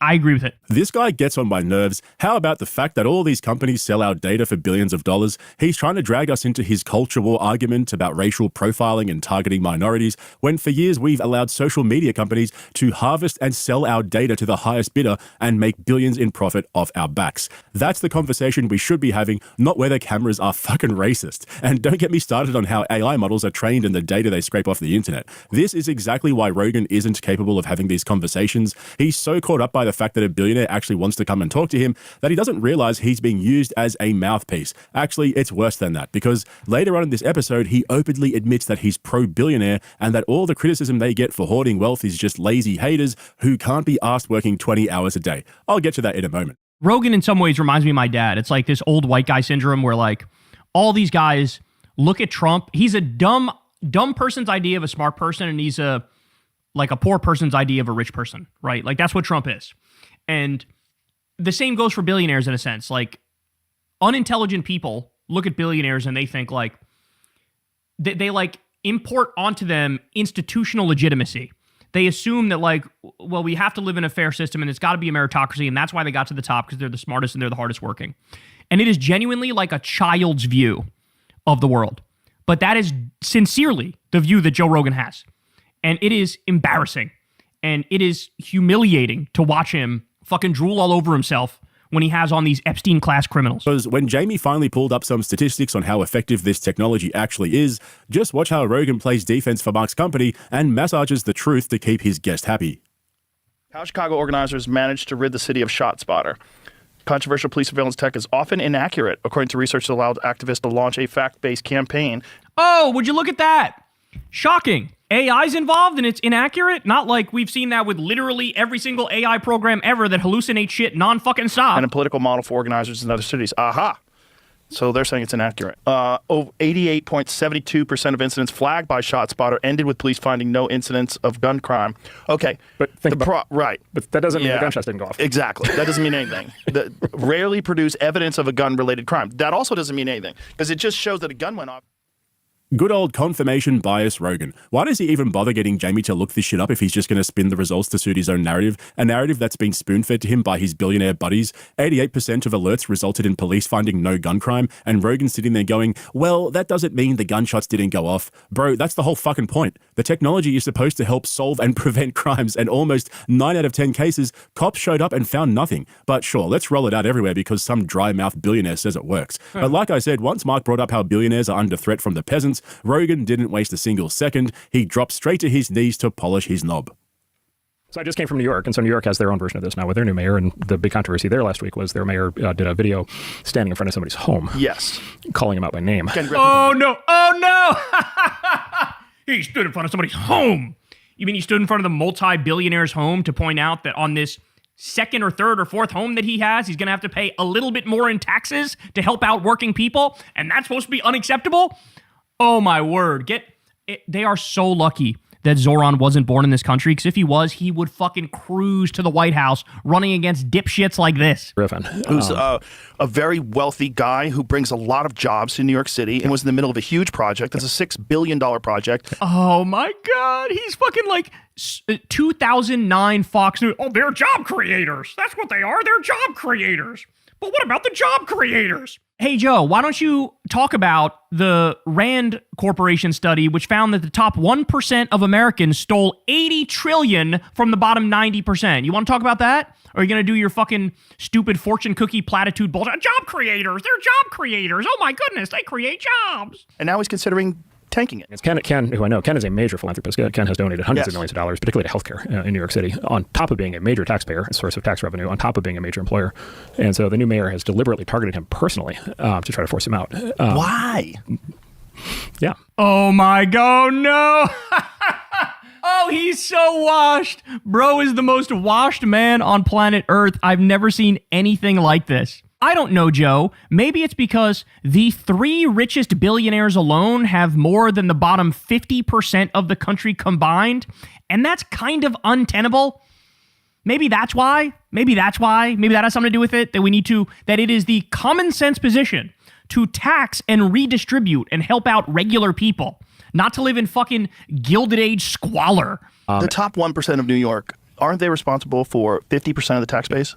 But they make all of the fucking money. What do you not understand about this? Oh, my word. Oh, no. By the way, let's not forget, it was in Trump's first term that for the first time in U.S. history, or modern U.S. history, you actually had billionaires pay a lower effective tax rate than working class people. And here he is doing the, pity the poor billionaires routine. Fuck you. On that order, yeah. Something in the range also of roughly the case in California in the year 2000, 1,000 individuals were 50% of the tax revenue. It was the all-time peak, but I think it's roughly 1% of the taxpayers or 50% of the tax receipts. There's this old saying, there's lies, damned lies, and statistics. And this is a classic example of it here, because they're not telling you the other angle of it, which is, well, how much are they making compared to regular people? Oh, wait, what's that? There's people who work 2 jobs or 3 jobs and live at the poverty line or below it. There's people who are going bankrupt because they can't pay medical bills. There are people who are dying because they don't have basic health care. There's 600,000 homeless people. There's all these people with absolutely fucking nothing. And there's a handful of people that have everything. Does Rogan realize that Ken Griffin is a hedge fund billionaire? What jobs is he bringing to the city? Like, does Joe have any idea what hedge funds actually do? They don't build factories and employ thousands of workers to build products. They trade financial instruments and use algorithms and leverage to generate profits for already wealthy investors. That's it. Rogan's acting like the guy's running a fucking soup kitchen. This is crazy. Like, this actually gives me the shits. And I'm not some closet commie or socialist sympathizer or anything like that. What they're saying in that You'll get there. clip is a complete lie. They're using one cherry-picked statistic to prove a very complex and deeply corrupt socioeconomic dynamic, and I 100% agree that most billionaires and 1%ers exploit people to build their wealth. That's not a It's just a fact. It's just a fact. Controversial thing to say. You know, Blind Freddy can see that. But watch this next clip and I'll rip it to shreds, because everything they say here is a complete lie. This is full-blown gaslighting, and Rogan is too far gone to realize what's happening. I'm not a businessman, although I kind of am. You are. I kind of am in some weird way. I've become a businessman. Yeah. But this idea that it's easy to become a billionaire and that these billionaires somehow or another are the problem because they're not paying their fair share is so weird that's a narrative that actually gets pushed through. Yeah, they make more money than everybody else. Right. You could do that too. Oh, no. Yeah. You're working at McDonald's and, you're not doing all that well, but just work a little harder. Maybe take on an extra shift. Maybe also go work at Burger King. Maybe have a dad that is worth like $2.5 billion. And then, you just got to work hard, bro. If you just work hard, it all works out. You sound like a baby. Like if a baby could talk, this is shit that a baby would say. This is one of the things that America is really good at. Like, this is a narrative that gets pushed along democratic socialists, that no one achieves substantial wealth without somehow or another victimizing other people. 100%. That's objectively, factually correct. And then Jeff Bezos is the obvious counterexample, which is like every time you do the one click and the thing gets delivered to you 2 hours later at the cheapest possible price, saving you and your family a lot of time and money. But at the expense of small mom and pop stores, allegedly. Although a lot of them sell on Amazon, a lot of small businesses sell on Amazon. Many European countries have a much more draconian, are much even more hostile to business, and the result is they are much poorer. Their slower growth are actually shrinking. The people there are much less well off. There's much less funding for social programs, and so you can also do the cross country comparison, in which I think kind of gives up the game. I would love to do the cross comparison, because if we do that, we find out very quickly that all of these social democracies, the Scandinavian countries, absolutely destroy us when it comes to every single metric that matters. They self-report being way happier. They have paid time off by law. They have free healthcare. They have free college. They have all these lovely things. And we are living in this fucking hyper-capitalist hellscape. Everything that smug fuck just said is a lie. First of all, if you compare the US against European countries when it comes to wealth inequality and income distribution, it's one of the worst performing developed economies on the planet, not the best, like he's saying. Facts. And it's been getting worse every single decade since the 80s. So what in the fuck is Mark Andreessen talking about? He's sitting there on JRE, this smug $2 billion venture capitalist, just talking absolute horse shit about how America's system produces the best outcomes for everyone, and Rogan's nodding along like a dashboard bobblehead. But by the way, what he's using, the metric he's using is like, oh, GDP growth, we have high GDP growth, we have high the market goes up, line go up. But like, that is so completely and utterly disconnected from how your average person is living. That is not a good indicator of how your average American is doing, how they're living, how they're feeling. It's just an indication of the top 1%. Right? Like, that's what it is. If the stock market, now the stock market is completely disconnected from your average American. It's not even close, right? Like, it is overwhelmingly a reflection of the wealthiest of the wealthiest. And so that's what they do. They have their own, if you use bullshit metrics, you can point to something and say, that's why this is better. But that's just the thing. It's bullshit metrics, as he's pointing out. Fuck Joe Rogan. It was only 6 months ago that Tom Segura, of all people, talked some sense into Joe when it came to billionaires exploiting the working class to make obscene profits. It's also weird when you think about what happens on the corporate level, that there's these corporations that make like hundreds of billions of dollars, and they're like, yeah, they didn't pay tax on this because they're this corporation, and then not pay tax on it. And you're like, well, supposedly that's what Jeffrey Epstein did for people. He found those tax loopholes. He helped loopholes. people with tax loopholes, and it exists for a reason, right? Scumbags. Yeah. They've all put it in place. Now you say that, but Mark Andreessen is the person who's arguing for those loopholes and is exploiting those loopholes, and you sit in front of him and you become a little fucking puppy dog. And we're like, no one should be a billionaire. Well, okay, hang on. Do you like having a fucking iPhone? Yeah. Somebody had to make that. They're working 16 hours a day. You don't want to be Tim Cook. You don't want to be Steve Jobs. Guy died young because of it. But I guess the argument that some people make against that is not that guy shouldn't be wealthy. It's that when they have this overabundance of wealth, and that the people that also work there, like these Amazon warehouse guys, are like fucking dying in the warehouse. Are they? Well, I mean, they talk about these work conditions that are sometimes deplorable, right? And then you have the people at the top with like hundreds of billions of dollars. That always seems like a legit complaint from people to me. Oh, for sure. Yeah. I mean, listen, if they didn't work, you would have nothing. Exactly. That's what's weird. 6 months ago, he said this. He's such a snake. He's such a weasel. He's so full of shit. And you know what? We all should have been onto it much, much sooner, because the fact of the matter is, when I was on his show, however many times I was on, 5 or 6 times, it would be the case, yeah, he'd talk to me and nod along in agreement with everything I say, and then, like, in a month later, he has on, like, fucking Steven Crowder or Ben Shapiro or Dave Rubin, or nods along to what they fucking say. It's like, that's not tenable. That makes no fucking sense. This guy's doing, he's making like $15 an hour. But if he didn't start the company, they wouldn't have a job. True. But, at a certain point in time, it's kind of like, spread it around. Spread it around a little bit, yeah. Spread it around. Seems like probably better for everybody. You could either have billionaires or you can have democracy. You cannot have both. Because if you have billionaires, they have so much wealth, they have so much power, that leads to control, that leads to dominance, that leads to buying the government, buying the system, and rigging the rules in your favor. That's why these billionaires always get more tax cuts, always get more subsidies, always get to loot the treasury, as Trump is doing right in front of our eyes. Meanwhile, your taxes go up, and they kick you off Medicaid, and they cut your Medicare, and they cut all of the social safety net programs. Okay? This is all designed. It's designed.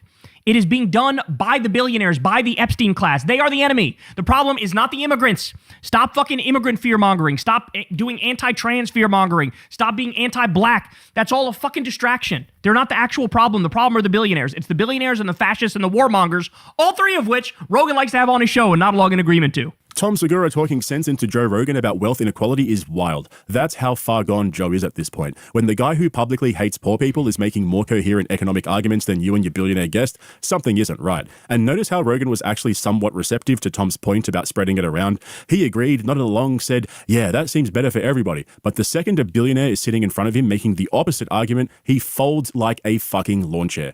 100%. Not going to watch the rest of it, but you guys can go watch the rest of it. Again, Joe Rogan is a billionaire puppet from Podcast Cringe. Shout out to him. Very good video. He's just... At this point, I don't even know how anybody could watch this. In the same way, I don't know how anybody could vote Republican anymore. I don't know how anybody could watch this anymore. It is loathsome. It is vile. It is wretched. It is repulsive. It is just like a fucking tsunami of horseshit, Epstein-class horseshit that brainwashes unsuspecting losers. That's what it is. All right, guys, that's the show, y'all. I love y'all very much, man. You guys know the drill. Everybody do me a favor, subscribe to the channel and click that bell icon. You can support the show on Patreon. Sign up for Crystal Kyle and Friends on Substack. Go sub to Corin's World as well. Love you, and I'll see you tomorrow. Peace. Hey, y'all, do me a favor and like and subscribe. It helps out big time in the algorithm. Click the bell as well for notifications when videos drop, and watch that video on screen right now. You know you want to.